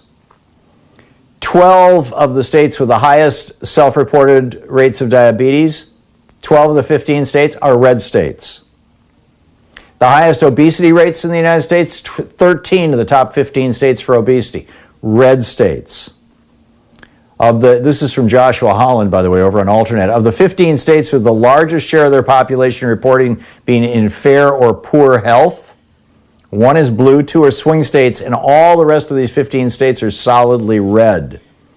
Among the 15 states with the highest rates of death from heart disease, 4 are swing states, but there's not a single blue state in the bunch. All the rest of them are red. Of the 20 states with the highest rates of uninsured, 16 of them are solid Republican. 8 of the 10 states with the highest rates of death from pneumonia and influenza in 2018, the most recent year that we have statistics, were heavily Republican. So as this goes into the red states, there's going to be just a disaster. It's going to be hell on wheels for these folks. Meanwhile, you've got Greg Abbott down in Texas. These are all Republican governors. Greg Abbott in Texas, Brian Kemp in Georgia, Henry McMaster in South Carolina, Bill Lee in Tennessee, Pete Ricketts in Nebraska, all of them saying, let's open the state back up. We got these guys with the guns and the meals ready to eat. They're freaking out. They really need to go to the cheesecake factory. We've got to get them out into the malls. Meanwhile, we learned, this is from Forbes magazine, some of the public companies that got the paycheck, these are companies that are big enough to have their stock traded on public exchanges. Many of them were companies that aren't even based in the United States. Biotechnology company Wave Life Sciences has a market valuation of $286 million, got a $7.2 million loan from us. It's a Singapore company.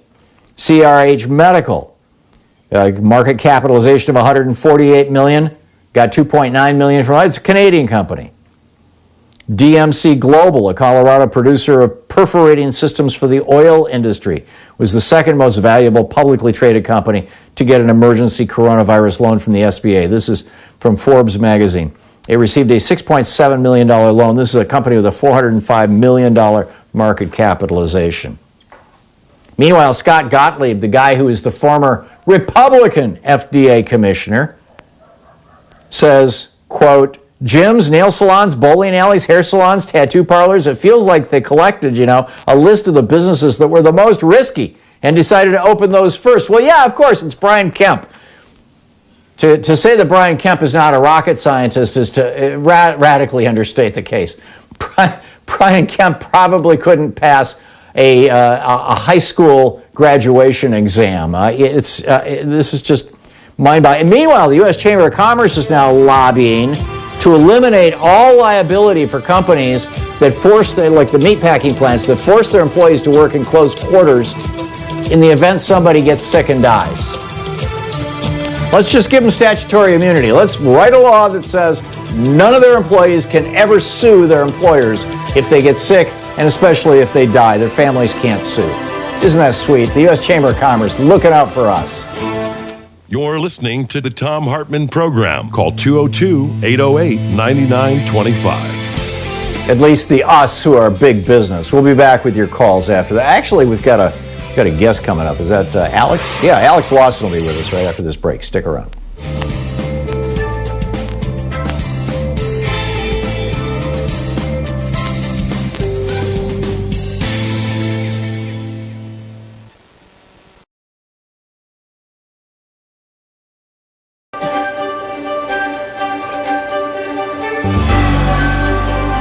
Our book today in the Thom Hartmann Book Club is Under the Influence, Putting Peer Pressure to Work by Robert H. Frank.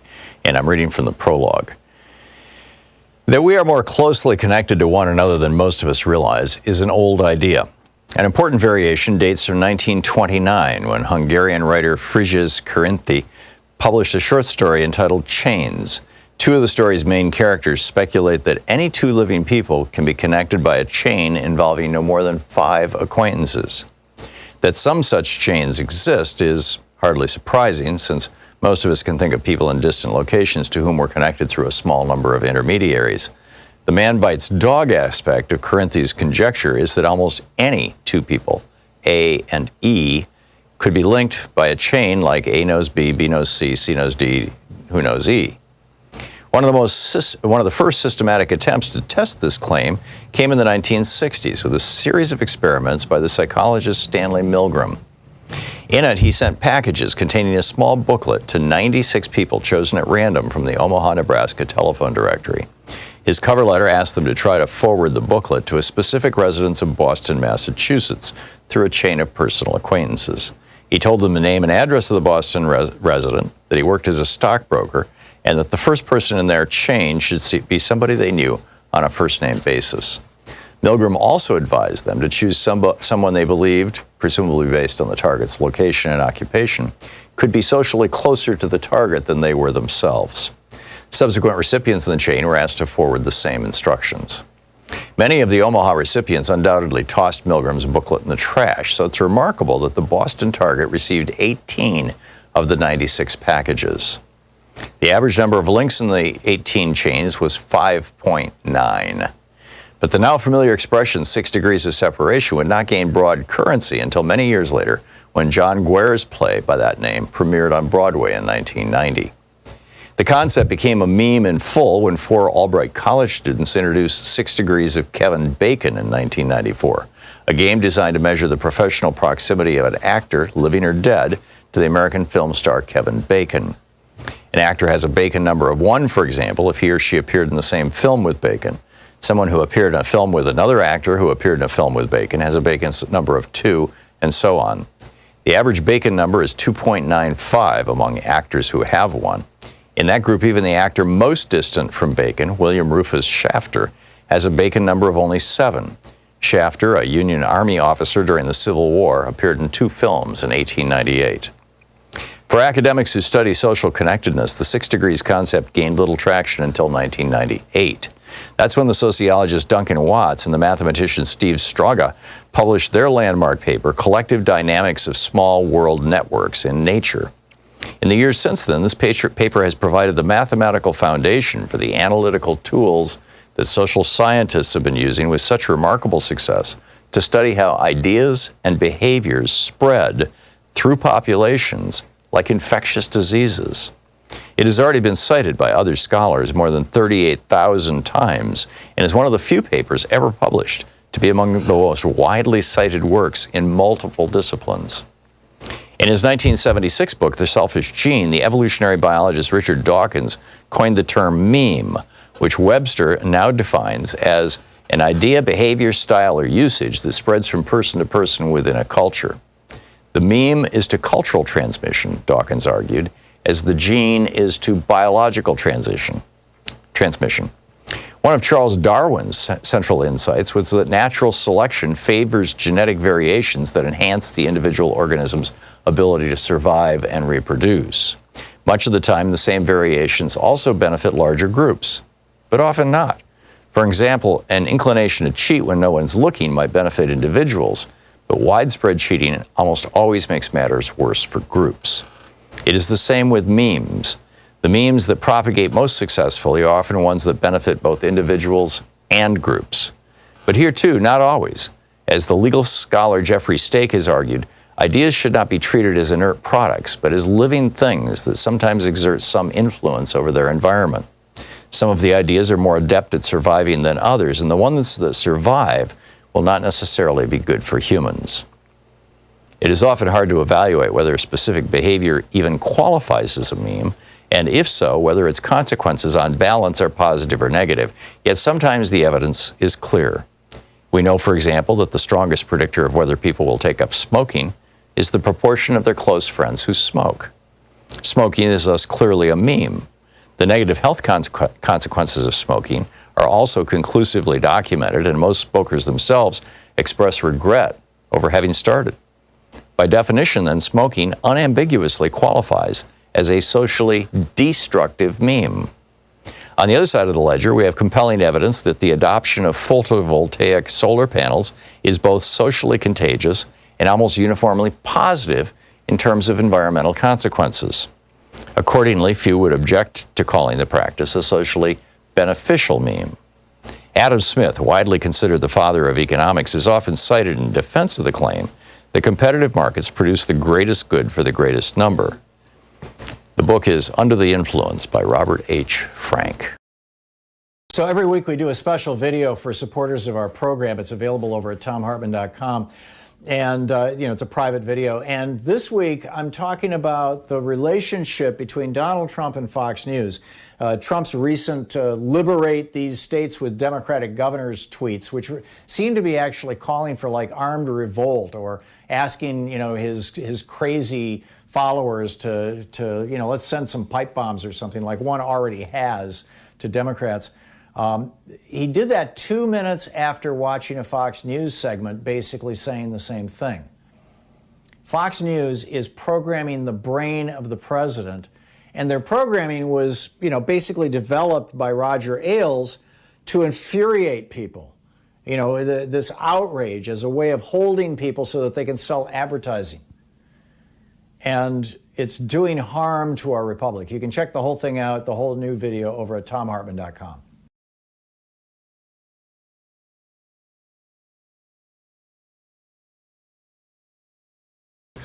And what that actually means, how that warning from Malcolm X was apparently taken to heart by the Republican Party in 1981 through the Reagan presidency, and we actually saw this shift in America to the point where that led to everything. Stop and frisk, and the demonization of homeless people, and the demonization of poor people, and black people, and Muslim people, and all of this stuff. Came out of this very specific kind of Lee Atwater strategy in the 1980s. So you can find it over at thomhartmann.com and check it out.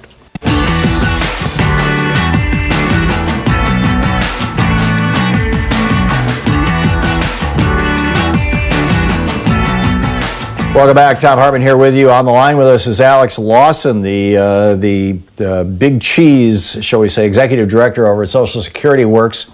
He's also the host and owner and producer of programming over on We Act Radio in Washington, D.C., and the station itself, our D.C. affiliate. SocialSecurityWorks.org is their website for Social Security Works. ALaw202 is his Twitter handle. Alex, welcome back to the program. I understand that the Trump administration is proposing to try to help out low-income people, particularly people on Social Security who are getting such a small amount of Social Security that they don't need to file taxes every year. Tell me about this benevolent new action coming out of Donald Trump and Mike Pence and friends.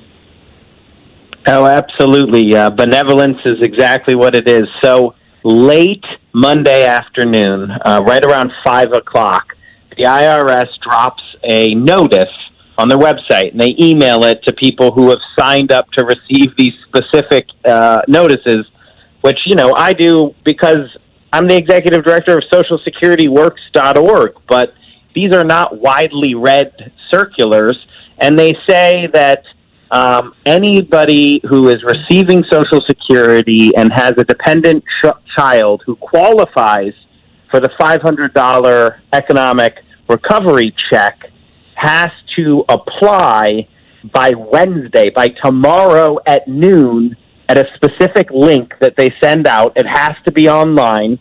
So they have basically 1.5 days to do this, and otherwise they do not get the $500 for their dependent child. And just to give you what we're talking about here, it's around 4.1 million children receive Social Security benefits. There's a variety of situations that can be in, but these are the dependent children. 4.1 dependent children, 4.1 million, and about a third of Social Security beneficiaries don't file taxes because their income is so low. So you're talking somewhere north of 1 million children who are not going to get this $500 check that they qualify for because of the COVID emergency, because the IRS, the Trump administration doesn't want them to get it. That's why they did it this way. So this is not some weird little thing that got written into the law by accident and nobody noticed. This is a brand new, intentional effort, a change in the application of the law by the Trump administration, specifically just to screw low-income people on Social Security? Yes. There's no way you can see it any other way, right? I mean, Tom, the reason that Kafka wrote all the stuff, the reason we have the word Kafka-esque is because there is immense power in a government bureaucracy. So the law was written, and the clear letter intent on the law is that these children, who are going to be some of the most impacted children, dependent children of folks receiving Social Security benefits, could be a grand family, meaning the grandparent raising a child. There's a bunch of different scenarios, but these are folks who need this economic recovery, who are disproportionately impacted by COVID-19. And so the law intended for them to get this. Then it comes down to Mnuchin, to the bailout, the foreclosure king. That's funny, though, because I think he is the bailout his friend's king, too. It comes down to Mnuchin's territory over at Treasury, and they create a bureaucratic hurdle knowing that no one can get over it. Some minuscule number of people are going to get over this. They had 1.5 days. That means we have to let around 1 million people know that they have to do this, let them know what they have to do, and they have to have access to the internet in order to do it. This is specifically what you do when you don't want somebody to get what they're owed. Well, back when Rick Scott was the governor of Florida, he famously, it was bragging rights back then, reconfigured his unemployment program in the state of Florida, where you no longer could go to an unemployment office in person. You no longer could even make a phone call. You had to use the online way to do it. And Florida has had 1.5 million people apply for unemployment benefits, and about 40,000 of them have actually gotten something. The system was badly broken, but Scott was bragging about this apparently back in the day, or at least people around him were, that this was going to, that in fact it did. It radically drove down unemployment taxes because nobody could get unemployment. Is this the same thing? Is there some sort of evil political agenda here? We want to save some of this bailout money or something? Or is this just spite? I don't understand what would motivate them doing this. Is this some, Stephen Miller thing that he discovered that a lot of the grand families of, grandparents taking care of kids were among Hispanic and black population? Why? What the hell's going on here? I'm grasping at straws trying to come up with some possible, rationalization for why these guys would do this. I know it's hard. We said today in our statement, it's so fast and but it's really hard to tell. Is this just incompetence? Is this malice? Is it a mixture of incompetence and malice? I'm a big believer in the Alex Lawson rule of Washington, D.C., which is it's always Veep, it's never House of Cards. But, and what I mean by that is... I've never watched either show, so I don't know what you mean. It's usually just bumbling incompetence, but that's usually on the political side. When it comes to what this administration has done, they seem to be driven by mean-spiritedness. They do a lot of things that, and will probably be the same. In the end, it will cost more money, right? Because there's going to be lawsuits and all sorts of stuff from it. But the malice is the point. Hurting people is the point.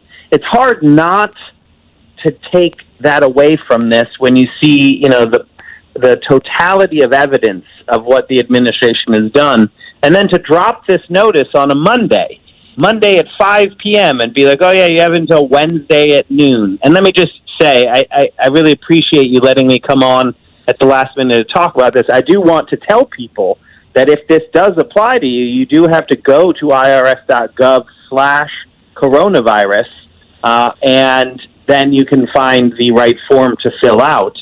But Tom, I'm sort of at a loss for why specifically you would target this population. You know, like why this population? It's so mean. It's so wrong. And you know, we're going to fight back, but again, they gave us such a short time to raise our voices, and we do have some allies in Congress, so people should call their members of Congress to just yell at them about letting the Trump administration get away with this. But also it shows that they need to put a much stricter legal guidelines on the money that they're shoveling over to the Trump administration, because left to their own devices, malice seems to win the day. Absolutely amazing. And the number, if you want to call your elected representatives, is 202-221-3121. Excuse me, 225-3121. 202-225-3121. Alex, we've got about a little more than a minute left. We have talked in the past about Social Security trust fund and all that sort of thing. We have 30 seconds. With all these people losing their jobs, they're no longer paying into Social Security. Are we looking at a crisis? The trustees report comes out tomorrow, Tom, so well-timed question.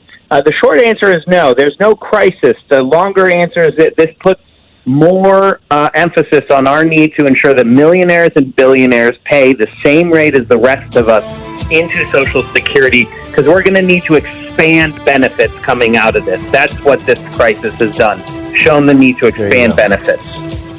There you go. Alex, you're the best. Alex Lawson, the Executive Director of Social Security Works and We Act Radio in Washington, D.C. SocialSecurityWorks.org is the website. Alex, thank you again.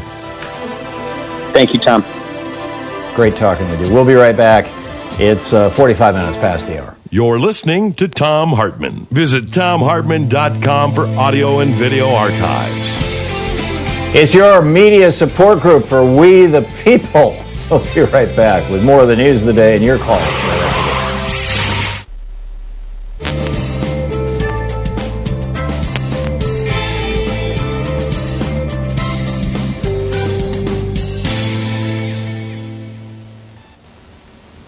this. And welcome back.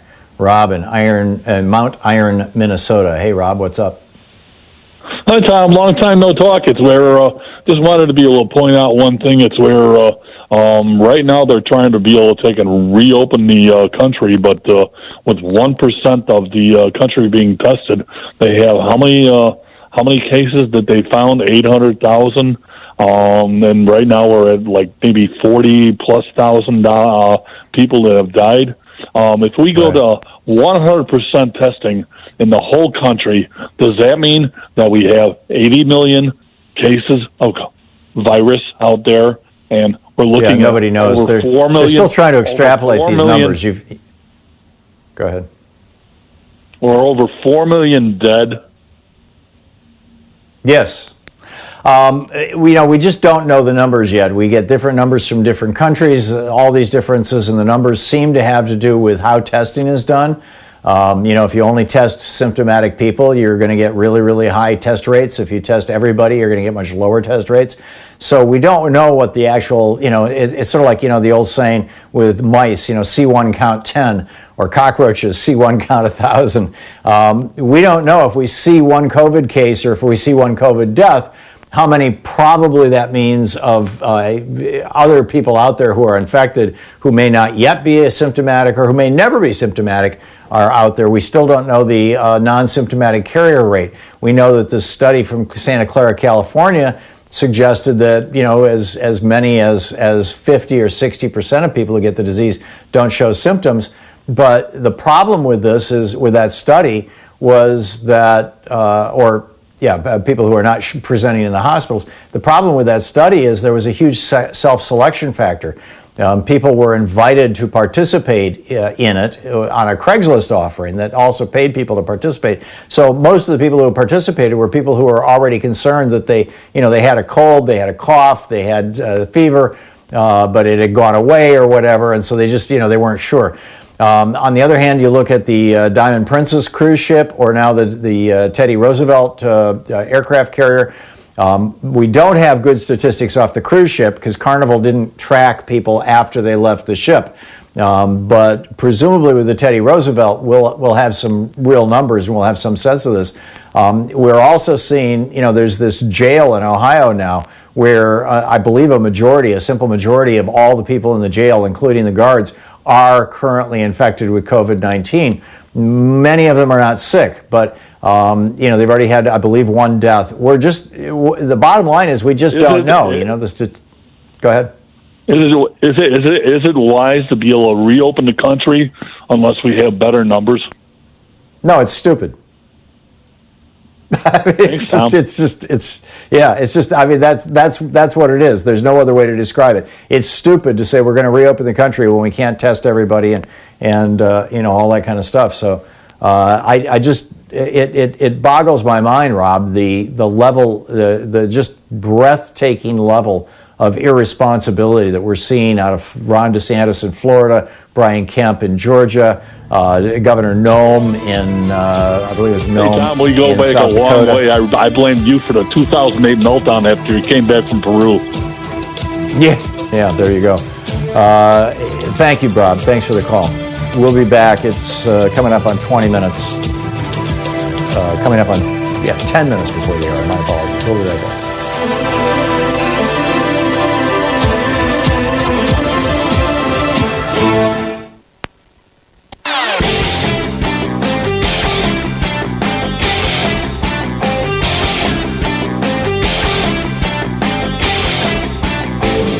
Did you know that Ronald Reagan committed treason to become president in 1980 and George Herbert Walker Bush was in on it and he avoided being prosecuted for this in 1992 with a little help from Bill Barr? It's on page 116 of my book, The Hidden History of the Supreme Court and the Betrayal of America.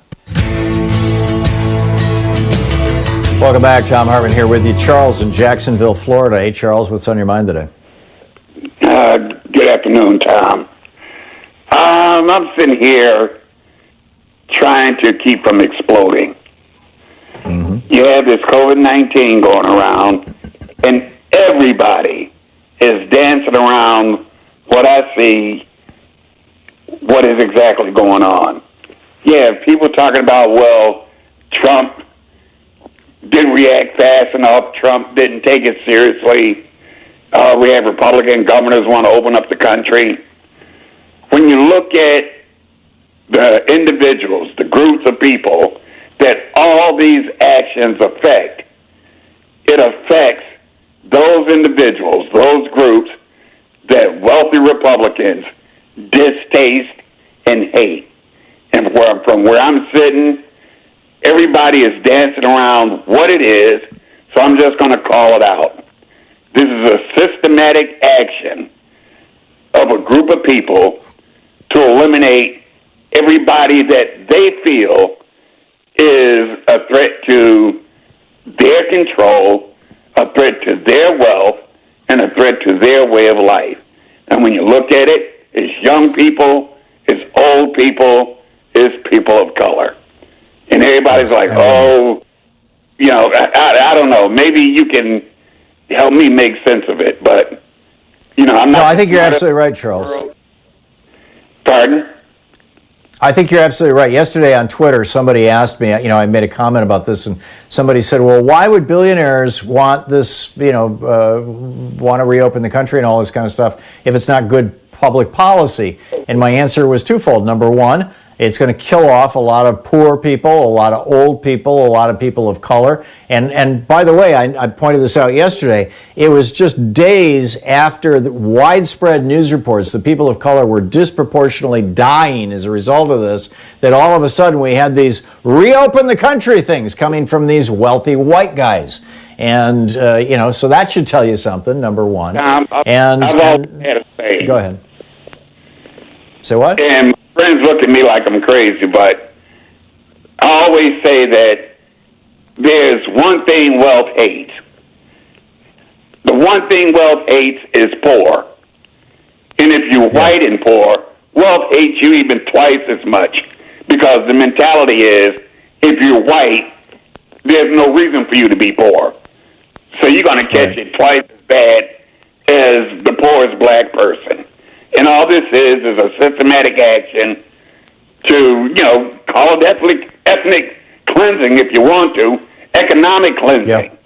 But they're getting rid of the people that they feel they don't want. Yeah, I think that's true, Charles. And then the other half of it is that if they can open the country back up and get back to business, Donald Trump is hemorrhaging money right now. He's trying to renegotiate his loans at Deutsche Bank and his lease for his golf course down in Florida with the state of Florida.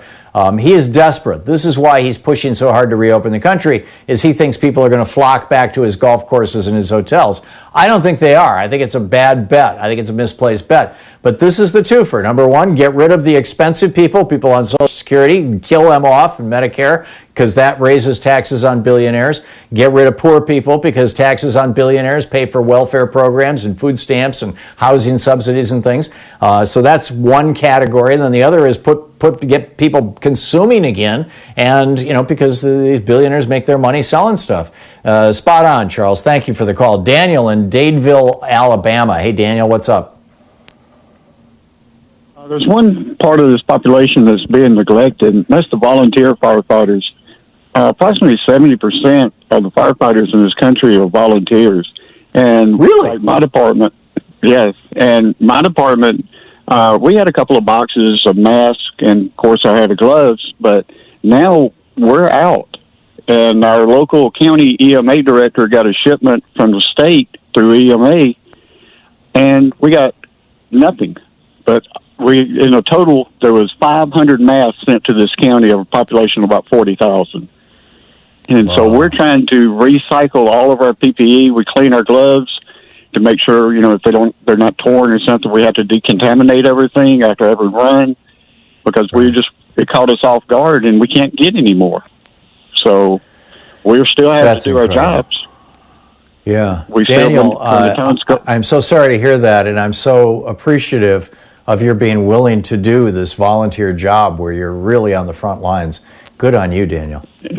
And we get no compensation at all for this, and there's no way for the government, we can't even apply for any type of compensation from the government other than the little $1,200 check, if you want to call it compensation. So. Yeah. And it's not. It's just an attempt to try to keep the economy going.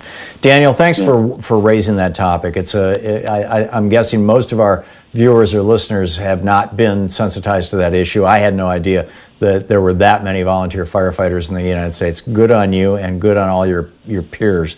Thank you. Thanks for waking us up. Gail in Antelope, California. Last minute of the hour, Gail. What's up? Tom, I want to know if you've heard anything about this, because I can't find the answer to it. When Trump has been confronted about his lack of effort and what he's done, they always point immediately to the fact that, he closed down the border with China and stopped people from coming in.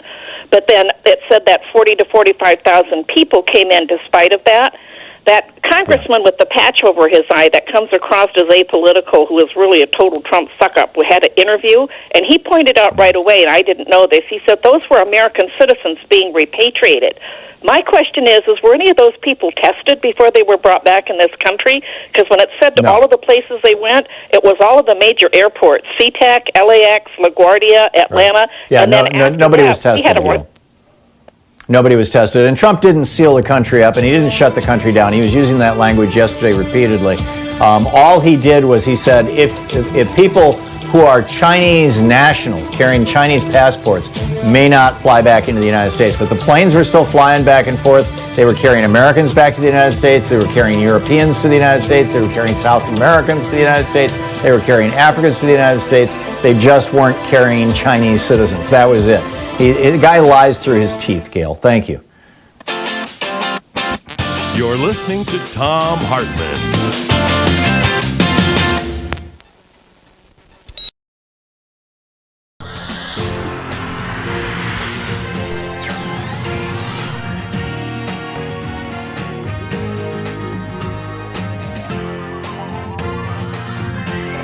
We say fight back!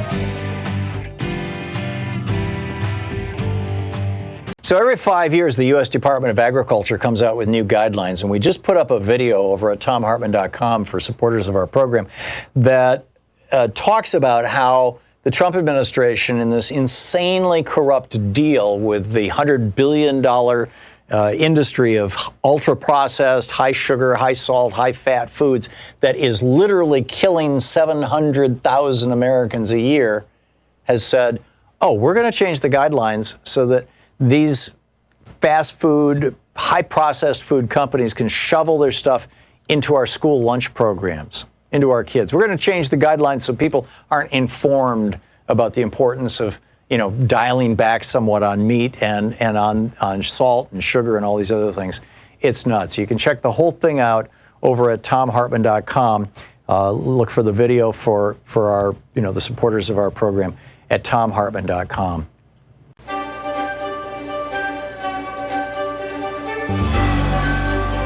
Our book today in the Thom Hartmann Book Club is Unwanted Spy by Jeffrey Sterling, The Persecution of an American Whistleblower. This is from the prologue. Where am I? How did I get here? Those are the kinds of thoughts you have when your ultimate nightmare comes true.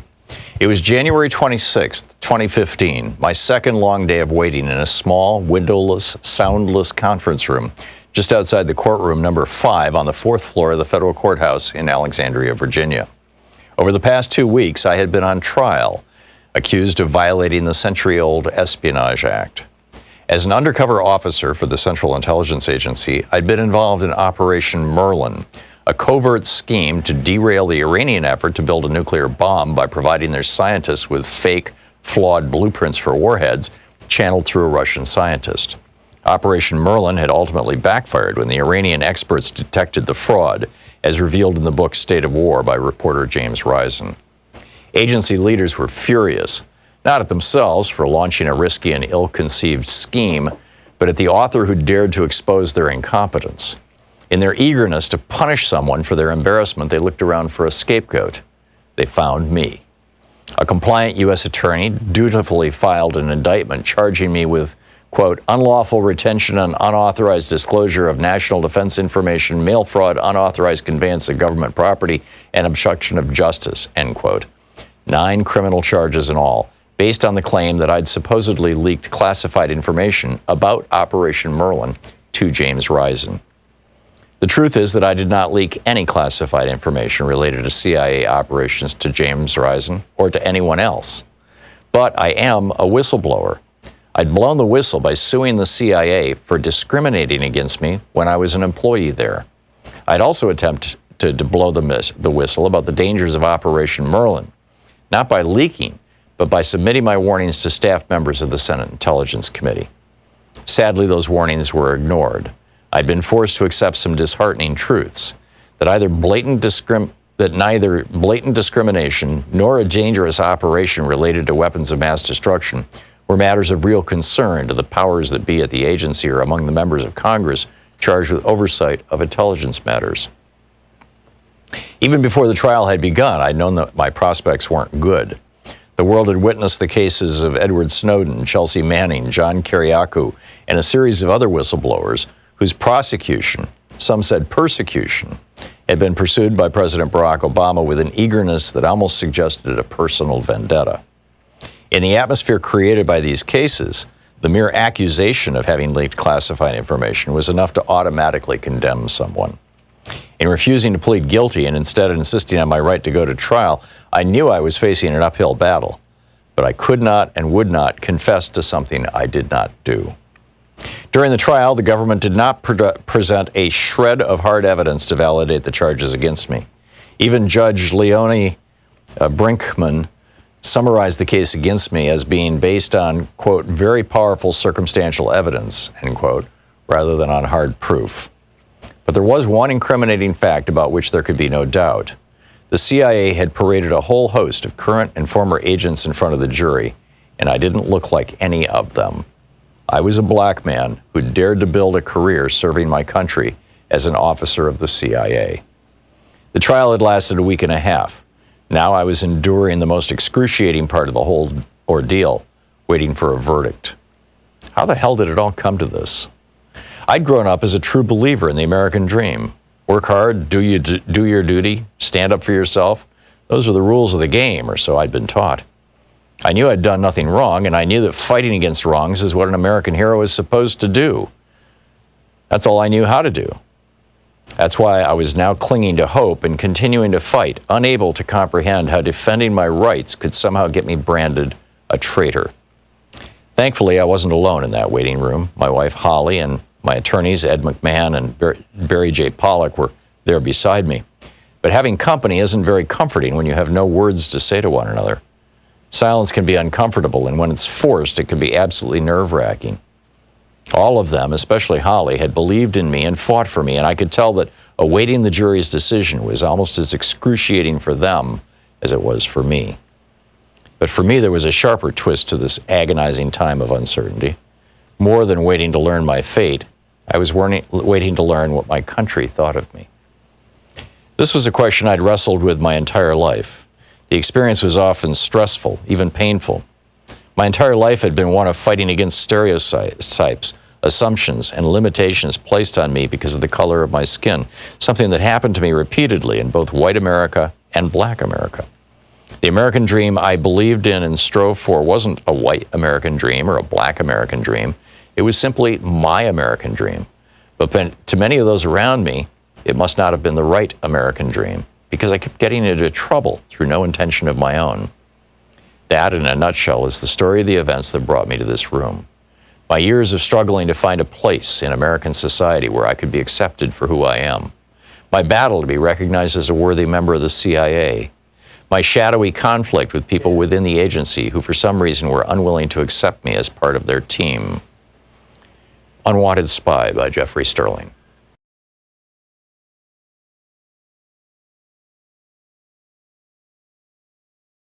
By Sonia Purnell.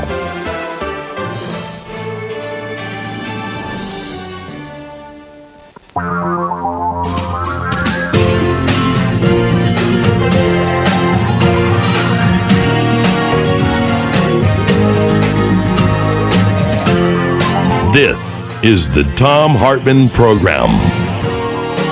Welcome back. Thom Hartmann here with you. On the line with us is Dr. Justin Frank, MD, psychoanalyst, clinical professor at the Department of Psychiatry and Behavioral Science at George Washington University Medical School, author of Trump on the Couch, previously Obama and Bush on the Couch.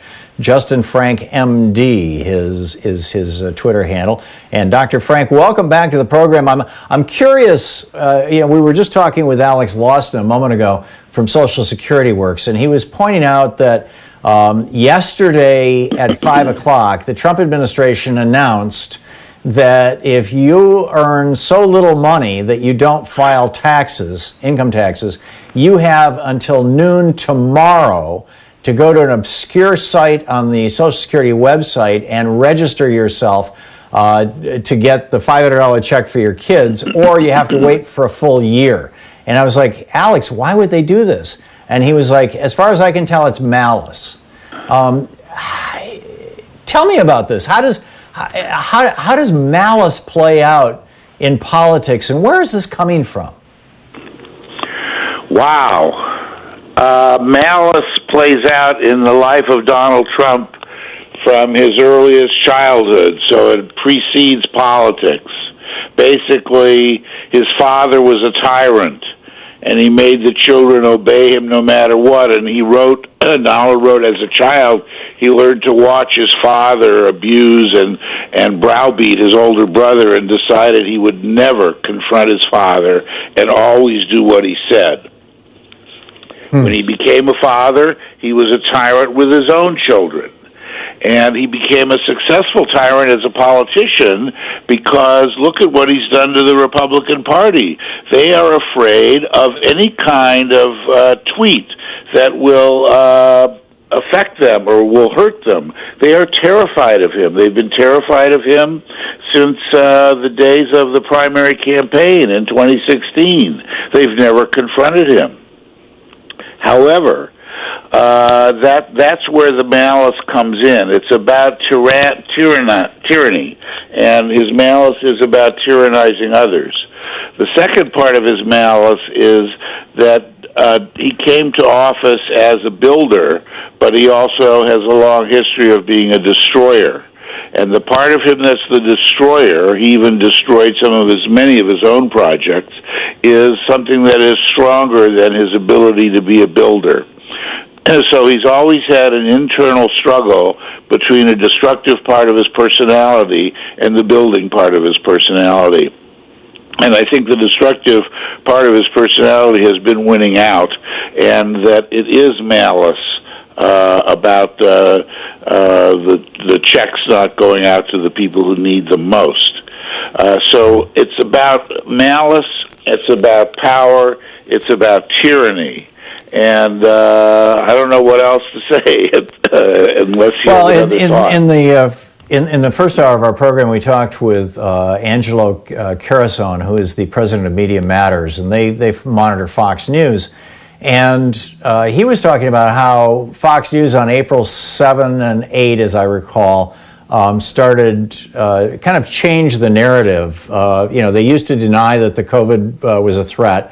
And then when it became undeniable, New York was melting down, people were dying, they changed it to, okay, it's a threat, but it's not that big a deal. And then on the 8th, on April 7th or 8th, as I recall, they shifted the narrative again to, okay, we've done what needs to be done, now we need to get America back to work. And flying in the face of all the facts and creating a public health disaster. And I asked him, why would Lachlan and Rupert Murdoch be doing this kind of thing? This kind of puppet master with these millions of, the average age of Fox News viewers is in the high 60s, low 70s. These are the most vulnerable people to this particular disease. Why would they be doing this? And his response was that as far as he can tell, well, number one, Fox makes a lot of money doing this, but even if they lost all their advertisers, because he said they lost $300 million in advertising last year, it's about power. And so then my question was, well, why do typically people want power for one of two reasons. Either because they want to accomplish something like, hey, we want these politicians in power, we want to have power over them so we can get tax breaks, or in order to make themselves feel secure. And at that point, he wasn't really sure where to go with that. I put that question to you. Why are these guys so tenaciously hanging on to power like this, even when the exercise of it, the way that they're doing it, is leading to the deaths of people? Well, I don't know enough about Fox News, but I do know that Trump hangs on to power because that's the only way he can manage. And he can manage that way because that's how he learned to be from his father, that he has to stay in power or else he's in danger. And that he has a worldview that he's written about that's very clear, that the world is a dangerous place and people are out to get you. So he would say, there's a dangerous world, everyone is lied to, and most likely everyone is lying.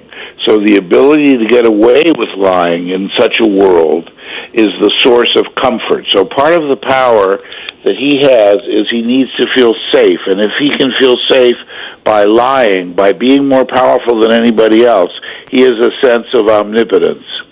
And that's always worked in his rallies. People feel stronger in his rallies. People don't feel that they're being lied to. People feel increased. But what's happening now, and what happens with a person like Trump, who is a liar, is that liars have to rely on somebody else because they actually don't know the truth and they don't understand truth. So he has learned to rely on Fox News, which he feels is the truth. He's sort of a poor man's version, or a rich man's version, I guess, of Chauncey Gardner, if you remember from the movie Being There, when all he knew was what he watched on television. And he would quote things from television, and people made him president of the United States in that story.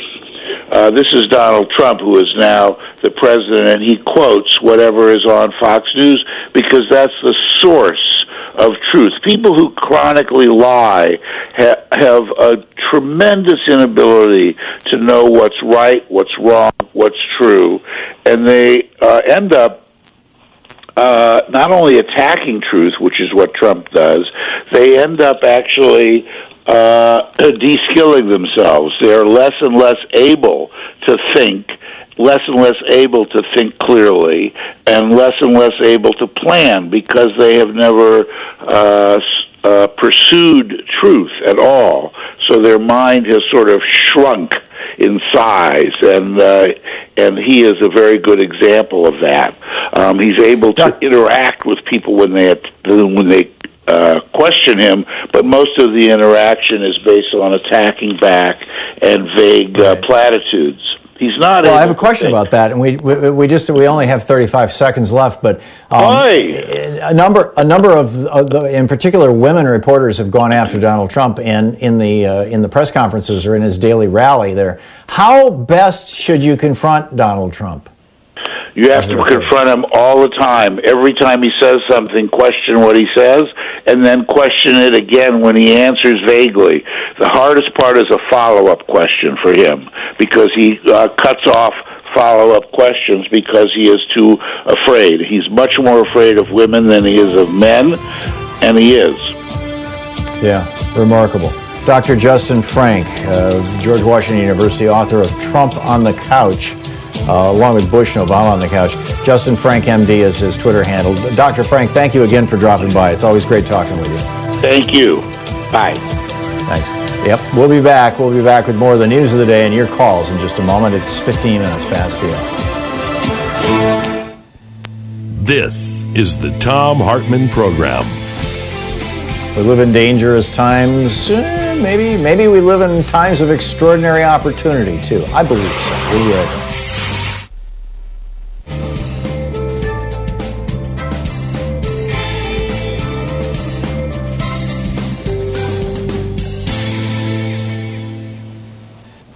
And welcome back. Danny in Santa Maria, California. Hey, Danny, what's on your mind today? Hi, Tom. Thanks for taking my call. I wanted to piggyback off of something Charles commented on last hour.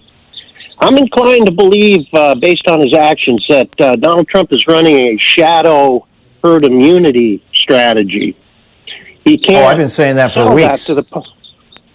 Yeah, he can't sell that to the public because it's so obviously wrong and bad and lacks morality.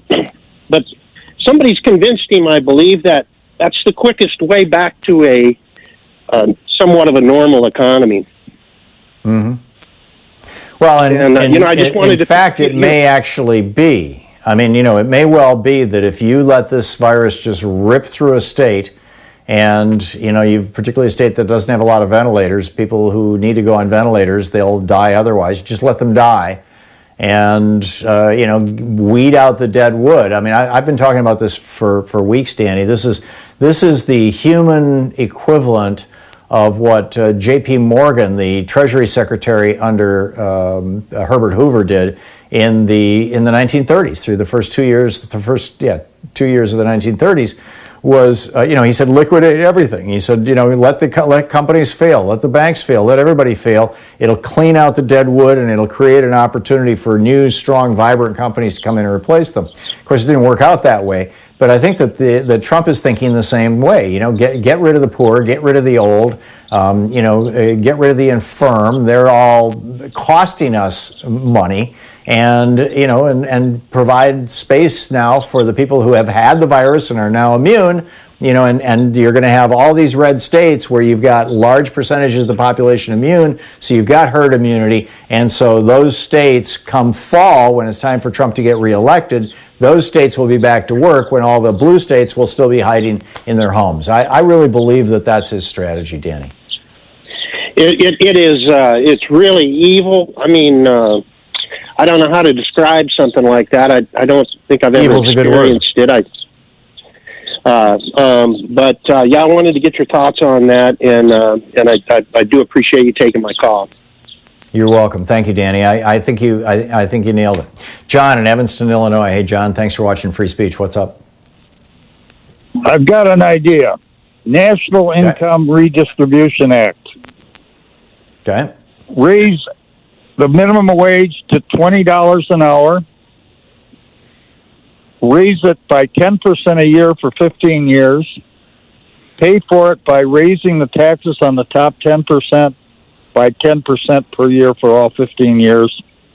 Have it apply not only the minimum wage, but Social Security, disability, all entitlements. I don't know about the specifics of what you're suggesting, but I do believe that a large percentage of America now understands how the Reaganomics, trickle down economics, which has where been this comes in place from, Tom? This comes since the from 1980s. Capitalism, developmental capitalism coming out of Asia. Interesting. Okay, John, thanks a lot for the call. We'll be back with more of the news of the day and your calls in just a moment. Stick around. It's coming up on 20 minutes past the hour.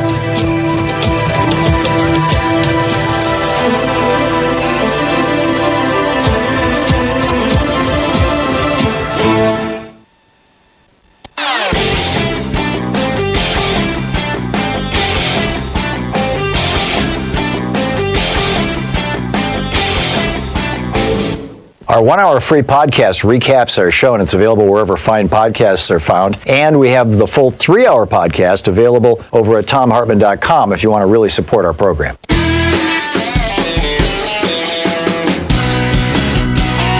So back in 2011, when Rick Scott, the guy whose company committed the largest Medicare fraud in the history of the United States and made Rick Scott a multi-millionaire, when Rick Scott, governor of Florida, reinvented in 2011 the state's unemployment system so that you had to apply through the website, and you were virtually guaranteed that your application would not be accepted. By 2015, Florida had ranked number 1 in the nation in denying benefits, and in total taxes collected, unemployment taxes from companies, they were dead last, 50th in the nation. So that was a feature, not a bug. I mean, that was very intentional. Rick Scott is still being cruel to the jobless. There were 4 Republican senators who wanted to do away with that $600 a week in additional unemployment benefits in the stimulus bill. Rick Scott was one of those 4. No, don't give them anything, right? It's just mind-boggling. And now Ron DeSantis, excuse me, has inherited this unemployment system from Rick Scott, and it's causing him some actual political headaches, because it's not just poor people and people of color and whatnot who are claiming unemployment. It's like right across the board. Republican voters, oh my God. One point since the middle of last month, basically in the last 3-4 weeks, 1.5 million Floridians have gone to Rick Scott's website and applied for unemployment benefits. The state has granted those unemployment benefits to 40,193 people. 40,000 out of 1.5 million. Again, this is a feature, not a bug. This is how Ron DeSantis, or this is how Rick Scott, now the senator from Florida, when he was governor of Florida, designed their unemployment system to basically screw anybody who was unemployed, legitimately. Meanwhile, I mentioned this briefly before, but it bears repeating. Conservative groups, this is Emily Kopp over on rollcall.com. The U.S. Chamber of Commerce and conservative groups, that would include Americans for Prosperity, Charles Koch's group. U.S. Chamber of Commerce and conservative groups are lobbying lawmakers to give companies legal immunity if frontline workers believe they got sick on the job, or if families say their loved one died after catching COVID-19 at work. Right. So, what is Trump doing with all this? Well, first of all, he's getting rid of the one black guy who has anything to say about public health. Jerome Adams is the Surgeon General of the United States. He's also African American. He's also the guy who said, and I quote, "This epidemic is a tragedy, but would be all the more tragic if we fail to recognize and address the disproportionate impact of COVID-19 and an array of other diseases and risk factors on communities of color." How dare he speak in favor of communities of color within the White House? He has been banned from television. The White House is telling Jerome Adams basically, keep your mouth shut, stay in the basement. It's incredible. Did you know that Trump has appointed a testing czar? Seriously. His name is Brett, and it's spelled Giroir. I don't know if it's Grier or Griwa or what. I don't know how he says it, but Grier, let's assume. And he previously had a job that had something to do with vaccines. And he was told in 2015 that he had 30 minutes to resign or would be fired. Why? Because he was, this from his former employer, quote, more interested in promoting yourself than the actual job and was not a team player. He would make, quote, sweeping statements about the impact of his work, all of which turned out to be, not all of which turned out as some had hoped. He's the Assistant Secretary for HHS, and he's the testing czar. He was made the testing czar on March 23rd. Another incompetent that Trump brings into the Trump administration. I mean, this is just what they do. To Wisconsin now, the Republicans in Wisconsin, the Republicans who controlled the Wisconsin State Supreme Court, and the Republicans who controlled the United States Supreme Court all demanded that Wisconsin have in-person voting on April 7th. The Milwaukee Health Commissioner, Jeanette Kowalik, said yesterday they have identified so far 7 people who definitely, or almost certainly got COVID, got the coronavirus from standing in line for a few hours on that day that everybody had to go vote.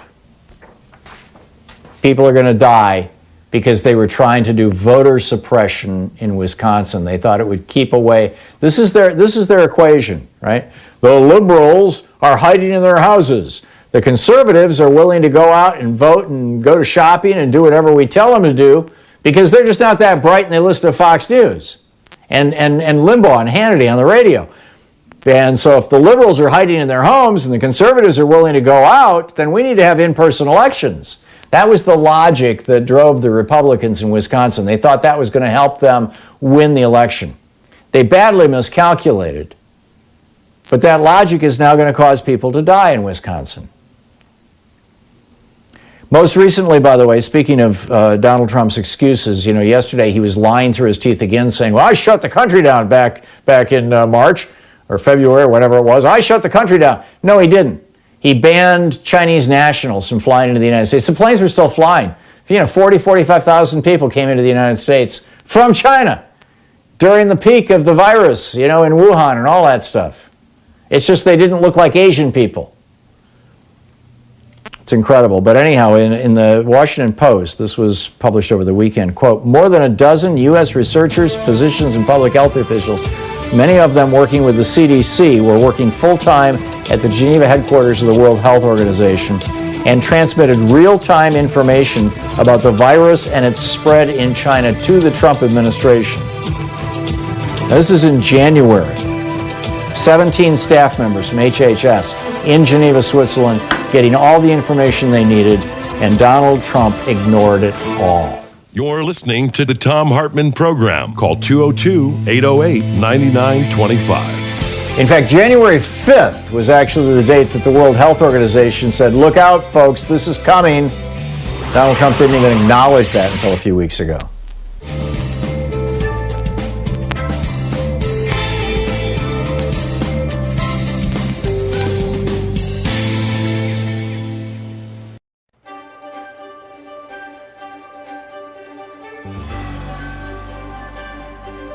Our book today in the Thom Hartmann Book Club is Cokeland, The Secret History of Coke Industries and Corporate Power in America by Christopher Leonard. This is from the preface. On May 18th, 1981, 4 Wall Street bankers traveled to Wichita, Kansas. They went there to make an offer to Charles Koch, the CEO of an obscure mid-size energy company. The bankers from Morgan Stanley wanted to convince Koch to take his family's company public, offering shares for sale on the New York Stock Exchange. Their deal was squarely in line with the conventional wisdom of corporate America at the time. Going public was seen as a natural progression for companies like Koch Industries, offering them access to big pools of money and promising enormous paydays for the existing team of executives. All it required from the CEO was to surrender control. Morgan Stanley, in return, would collect a small fortune in fees. Charles Koch was 45 years old. He had run Koch Industries since he was 32 when his father died suddenly. He was trim, tall, and had an athlete's build. He spoke quietly in meetings and seemed almost passive. The bankers laid out their plan to take Koch public. They revealed what, to most executives at least, might have been the most significant detail. If Charles Koch agreed to the deal, he could earn $20 million overnight. The bankers seemed incredulous when they prepared a confidential memo about Koch's reaction. He does not want this cash, the memo reported. Charles Koch calmly explained to them why their offer made no sense. His company was breathtakingly profitable. It operated in vital, deeply complex corners of the American energy industry. During the 1980s, Koch Industries was the largest purchaser and transporter of U.S. crude oil. It owned an oil refinery. It employed teams of commodity traders who bought and sold a wildly diverse menu of raw materials and financial products, from gasoline to paper futures contracts. This might have encouraged most CEOs to take their company public. Koch Industries, however, did not want outsiders to know how much money its traders were earning. Taking the company public would expose too many of its secrets. The memo said, certain of Koch's commodity traders are particularly worried that their high salaries, once disclosed to the public, would be used against them by their trading partners. Secrecy was a strategic necessity for Koch Industries. Charles Koch did not want to surrender it. He also didn't want to surrender control. He had a specific, clear vision of how to run his company, and he didn't need Wall Street investors to interfere. If the bankers expected Charles Koch to go along with the conventional wisdom of their time, then they, like so many outsiders, did not understand him. Beneath his low-key veneer, Charles Koch was, at his core, a fighter. He had unmovable ideas about how things should be, and he did not back down when challenged. When he was challenged by his own brothers for control of Koch Industries, he fought them in a bitter legal battle that lasted decades. When he was challenged by members of a powerful labor union during his first years as CEO, he fought them even as they committed an act of industrial sabotage that nearly destroyed Koch's oil refinery. When the FBI and the U.S. Department of Justice launched a criminal investigation into Koch Industries' oil gathering business, Charles Koch fought them with every legal and political tool at his disposal. When a liberal Congress and President Barack Obama sought to impose regulations on the fossil fuel industry to control greenhouse gas emissions, Charles Koch fought them in ways that changed U.S. politics. In each of these fights, Charles Koch prevailed. When Charles Koch dismissed the bankers in 1981, it was just a small skirmish in the larger war to control Koch Industries. After prevailing in that fight, he created a company that was true to his vision. He avoided the snares that entangled many publicly traded companies that report their financial results to investors every 3 months. Koch Industries didn't have to think quarter to quarter. The company thinks year to year. An internal think tank and deal-making committee called the Development Group will sometimes think through a business deal on a timeline measured in decades. This long-term view made Koch more nimble where other companies stumbled. In 2003, for example, Koch Industries bought a group of money-losing fertilizer plants when no publicly traded company was willing to take the risk. Today, those plants are as profitable as a broken ATM machine that spews out cash around the clock. Unlike publicly traded companies, Koch Industries does not pay out rich dividends to investors. Charles Koch insists on reinvesting at least 90% of the company's profits, fueling its constant expansion. This strategy laid the foundation for decades of continuous growth. Koch Industries expanded continuously by purchasing other companies and branching out into new industries. It specialized in the kind of businesses that are indispensable to modern civilization, but which most consumers never directly encounter. The company is embedded in the hidden infrastructure of everyday life. Millions of people use Koch's products without ever seeing Koch's name attached. Koch refines and distributes fossil fuels, from gasoline to jet fuel, on which the global economy is dependent.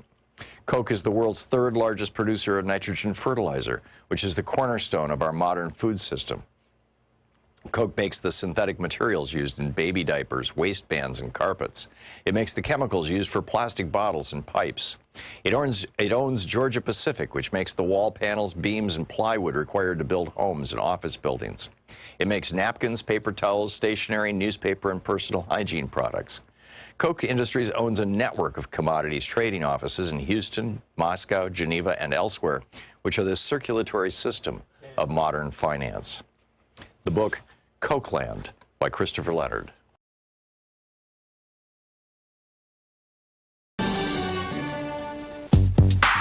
Coming up on the Science Revolution, I'm asking, is this a let them eat coronavirus moment? Independent journalist Dar Jamail is here. The Changing Earth, Indigenous Voices of Turtle Island, a powerful perspective of the indigenous peoples of the United States and Canada on the Earth's climate and interrelated COVID-19 emergencies. Professor Richard Wolff joins us. Will we ever get back to normal again? And if so, what will that look like? Plus, in Geeky Science, I'm asking, America has a big decision to make. How do we end shelter in place?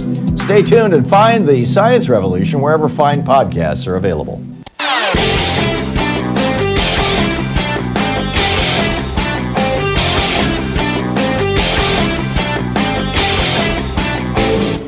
So every week we do a special video for supporters of our program. It's available over at thomhartmann.com. And, it's a private video. And this week, I'm talking about the relationship between Donald Trump and Fox News.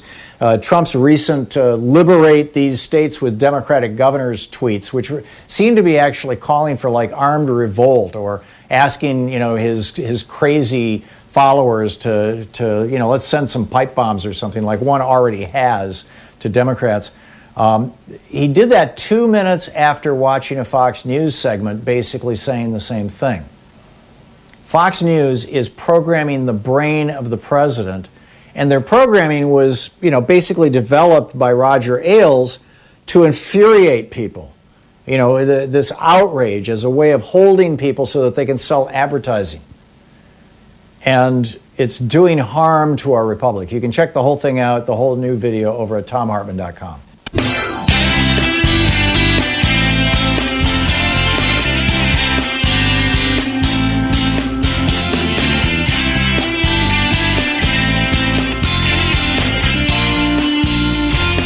Welcome back. Thom Hartmann here with you. And I just wanted to share one little tidbit with you, and then I'm going to pick up your phone calls here.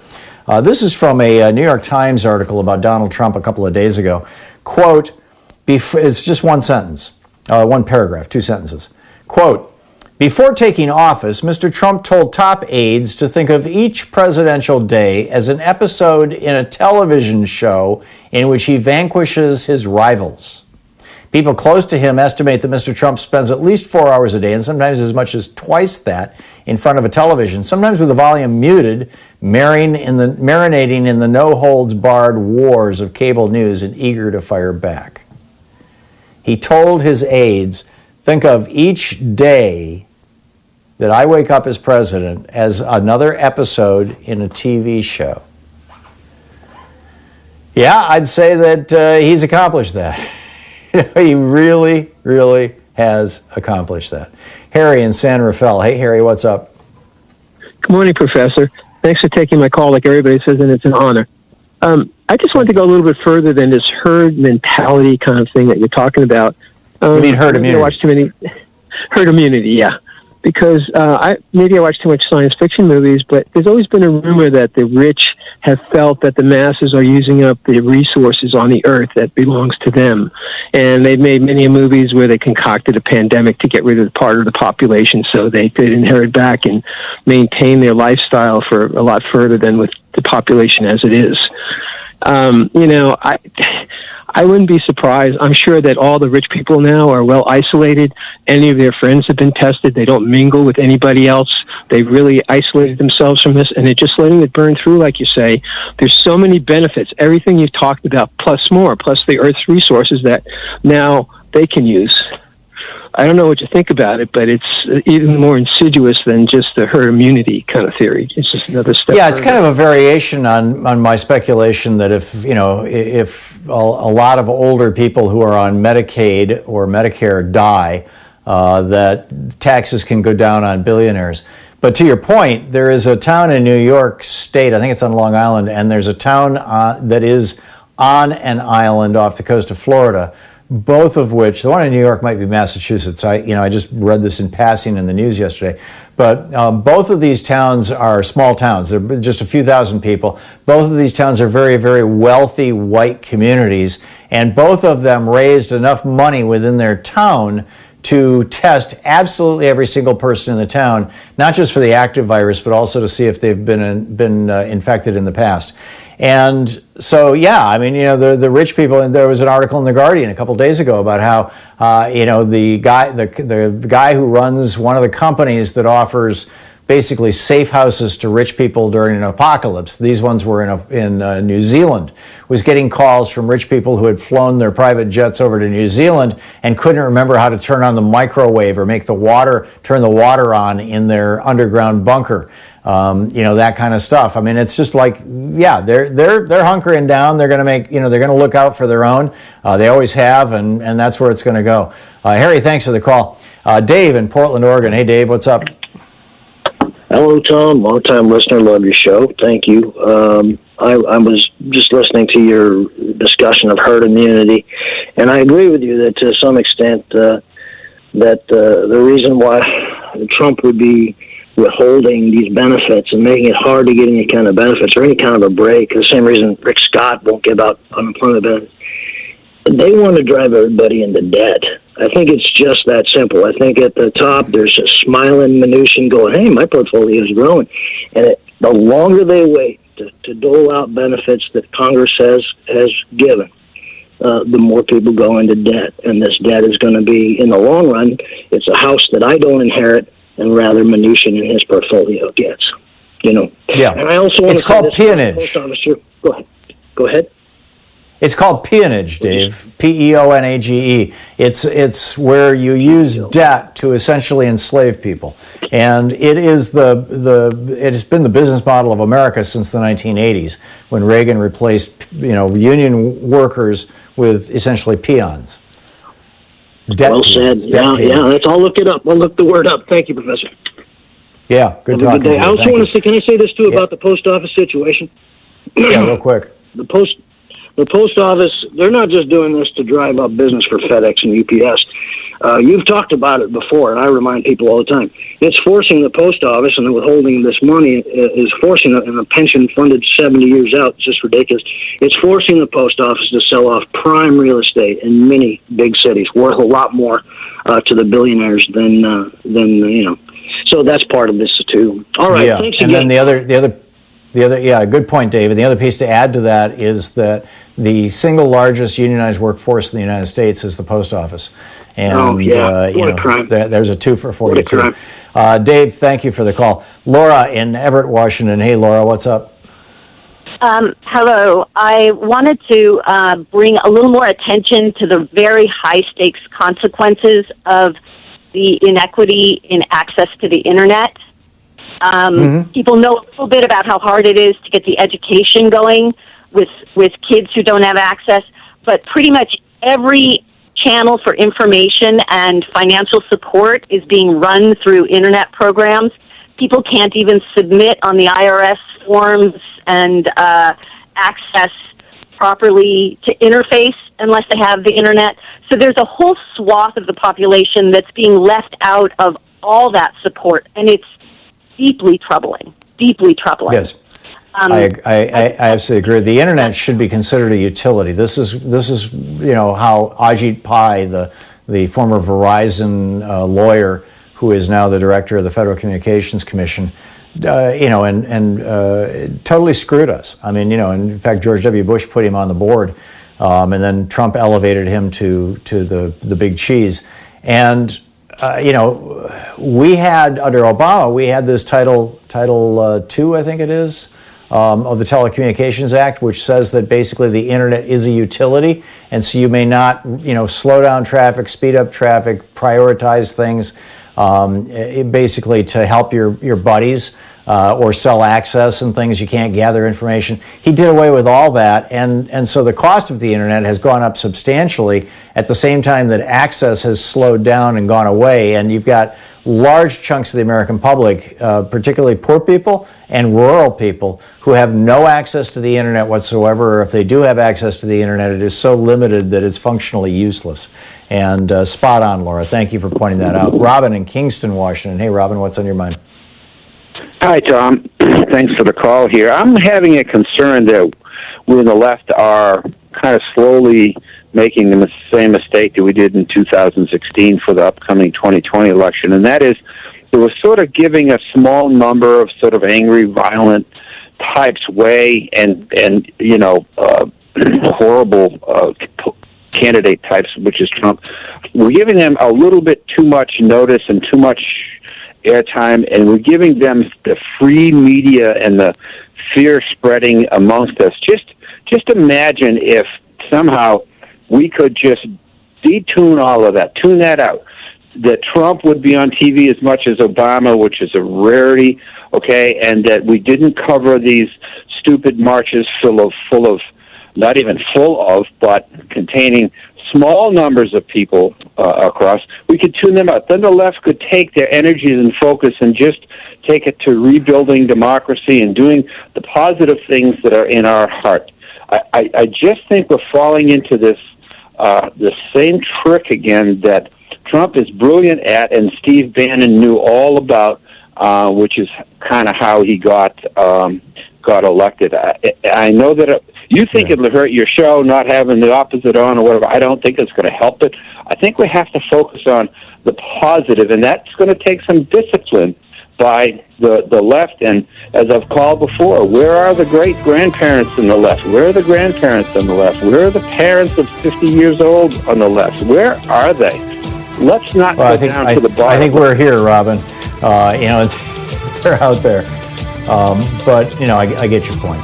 We'll be back. It's 15 minutes before the hour here on the Thom Hartmann Program, your media support group for We the People, fair and only slightly unbalanced. We'll be right back. You're listening to Thom Hartmann. Visit thomhartmann.com for audio and video archives. Stick around. We'll be right back.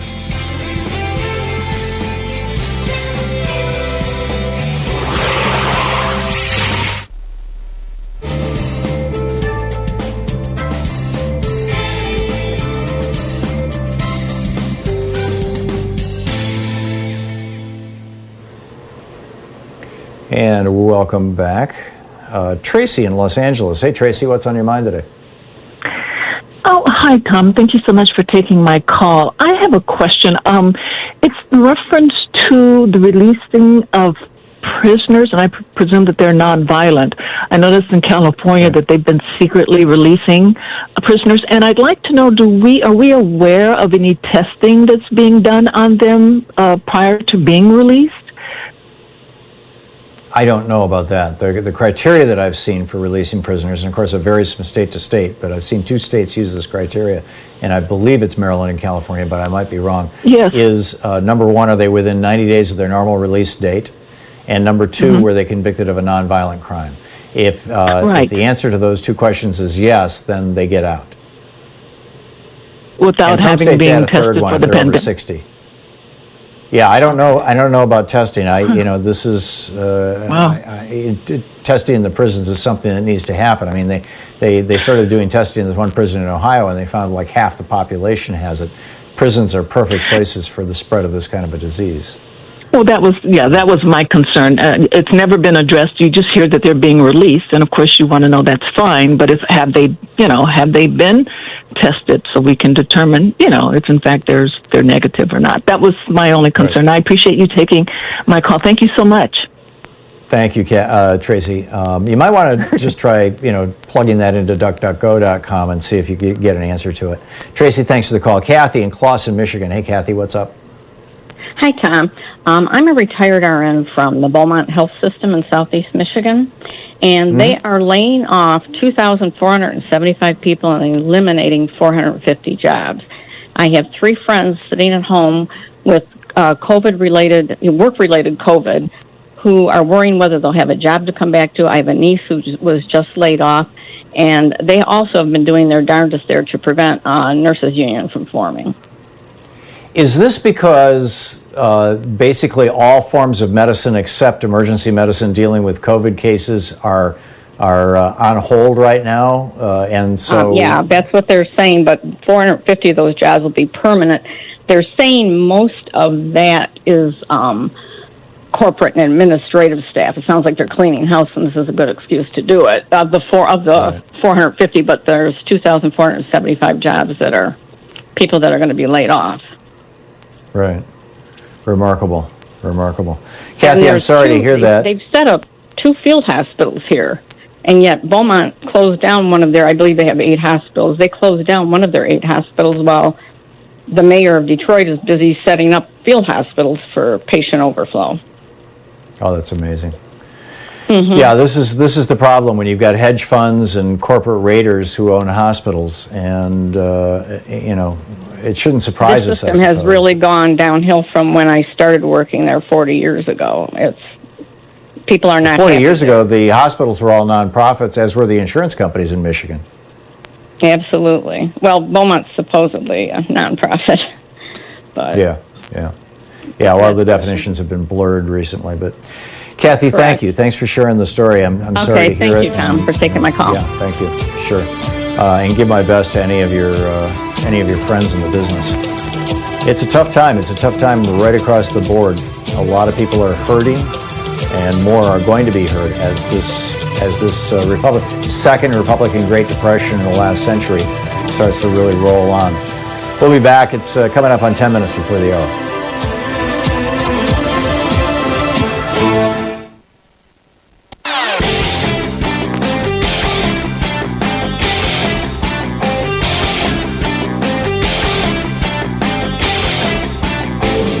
Did you know that Ronald Reagan committed treason to become president in 1980, and George Herbert Walker Bush was in on it, and he avoided being prosecuted for this in 1992 with a little help from Bill Barr? It's on page 116 of my book, The Hidden History of the Supreme Court and the Betrayal of America.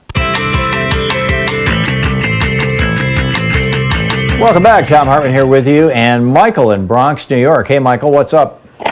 Hey, Tom, how you doing? You asked a question earlier that how did all this protests and guns came about when people, like especially in Pennsylvania, were crowding in outdoors, no social distancing whatsoever. All this comes back to Trump's tweets last Friday. We say, liberate Michigan, liberate Wisconsin, liberate Virginia, and then adding the part of protect your Second Amendment that's under siege. Like, where in the world did that come from? That's the biggest lie whatsoever.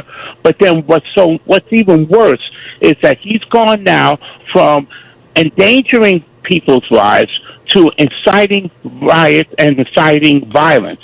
And then what's more, Tom, is that I know I said before that these people don't know that they are being used by Trump. And if nobody doesn't believe that, then ask yourselves, ladies and gentlemen, how is it that you are out there in this COVID-19 virus and you are being steered by the puppet master, Trump, who is hiding indoors in the White House office? He hasn't stepped outside since God knows when, since the last rally, I guess.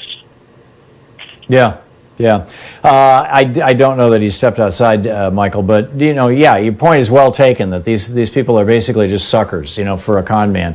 This is like the Music Man, except Howard Hill in the Music Man actually had a heart and some small amount of conscience. Donald Trump does not. He's just a grifter. David in Woodland Hills, California. Hey, David, what's up? Well, Tom, next week I'm going to call you and tell you what the astrologers have to say about Trump and where we are and where we're headed. But I absolutely agree with what the doctor said about in his book. And we actually had this conversation a few years ago when I was threatened by a conservative on Facebook who ended his rant with #cullingtheherd.com or Twitter or whatever. It's a definite meme. And their goal is to kill 3 to 4 billion people of color and poor people around the world to preserve the white male power and dominance. And their weapons are military and pandemics. The corona pandemic, the global warming pandemic, economic, political power, and media pandemic. This was supposed to be the time when white male power ended because of the vast Asian and Latin populations, and they were supposed to take their ill-gotten gains and quietly go away, but they're not. They're going down fighting, and that's why they call this a war. Yeah. I'm not quite ready to buy into the theory that this is genocide, essentially, but I think that there are a bunch of people on the right who are profiting from it and who are hoping to profit from it. And I think that it's entirely possible that the Stephen Miller faction in the White House is looking at this going, well, yeah, get rid of the old people, get rid of people of color. That's a good thing for America, right? Less money, less tax, less, we can reduce the taxes on the billionaires now and they'll give us more money for our campaign. Not to mention the whole white supremacist angle. Mike in Anderson Island, Washington. Hey, Mike. Agenda 21, really? Yeah. Hey, no. So I was on the internet. I seldom get on the internet. I have no social. I do no social stuff. Facebook and all that stuff. But I came across. I was looking for something. They comparing the flu and the COVID virus and so forth. And somebody mentioned, look up. If you don't believe me about this, look up Agenda 21. Really, or look up Agenda 21.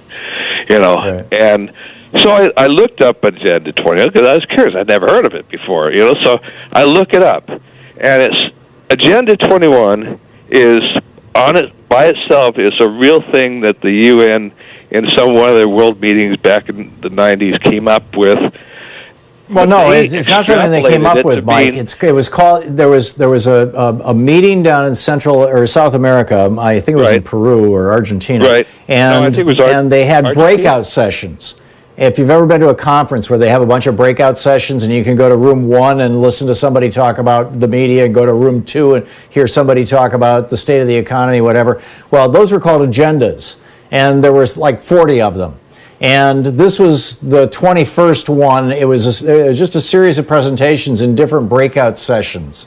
And some group was making a presentation about some idea that they had. It wasn't something that the UN was promoting, whatever that group, I forget what they were talking about now. It's been years since I dug into this conspiracy theory. The UN wasn't promoting it, but it's turned into a meme on the right. They're convinced that this is the one world dominance thing.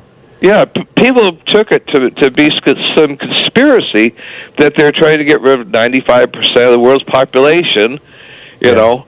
And so I had never heard of it before. So I poo-pooed it, but I said, I wonder if Tom heard of this, Yeah, but, the next time you see a maggot, a Trumpelstiltskin or whatever, Trumpkin, just say to them, okay, Agenda 21 is coming and you're next. And just watch their eyes bug out. This idea of COVID, get rid of the old people. I'm 68 years old, and to get rid of it by using something like the COVID, that's pretty a widespread way to get rid of people. You can't. Yeah, it's pretty indiscriminate. Is actually the problem. Although it does seem to be hitting old people the worst. Mike, thanks for the call. Fascinating stuff. I thought you were going to pitch it. Anyhow, thanks so much for being with us today. We'll be back tomorrow, same time, same place. Please share with your friends how they can find good progressive media. We need to wake as many people up as possible, particularly in these very, very dangerous and trying times. So tag You're It. Spread the word. We'll see you tomorrow. Have a great afternoon. Be safe. Be good to people around you. Take good care of yourself, too. We'll see you tomorrow.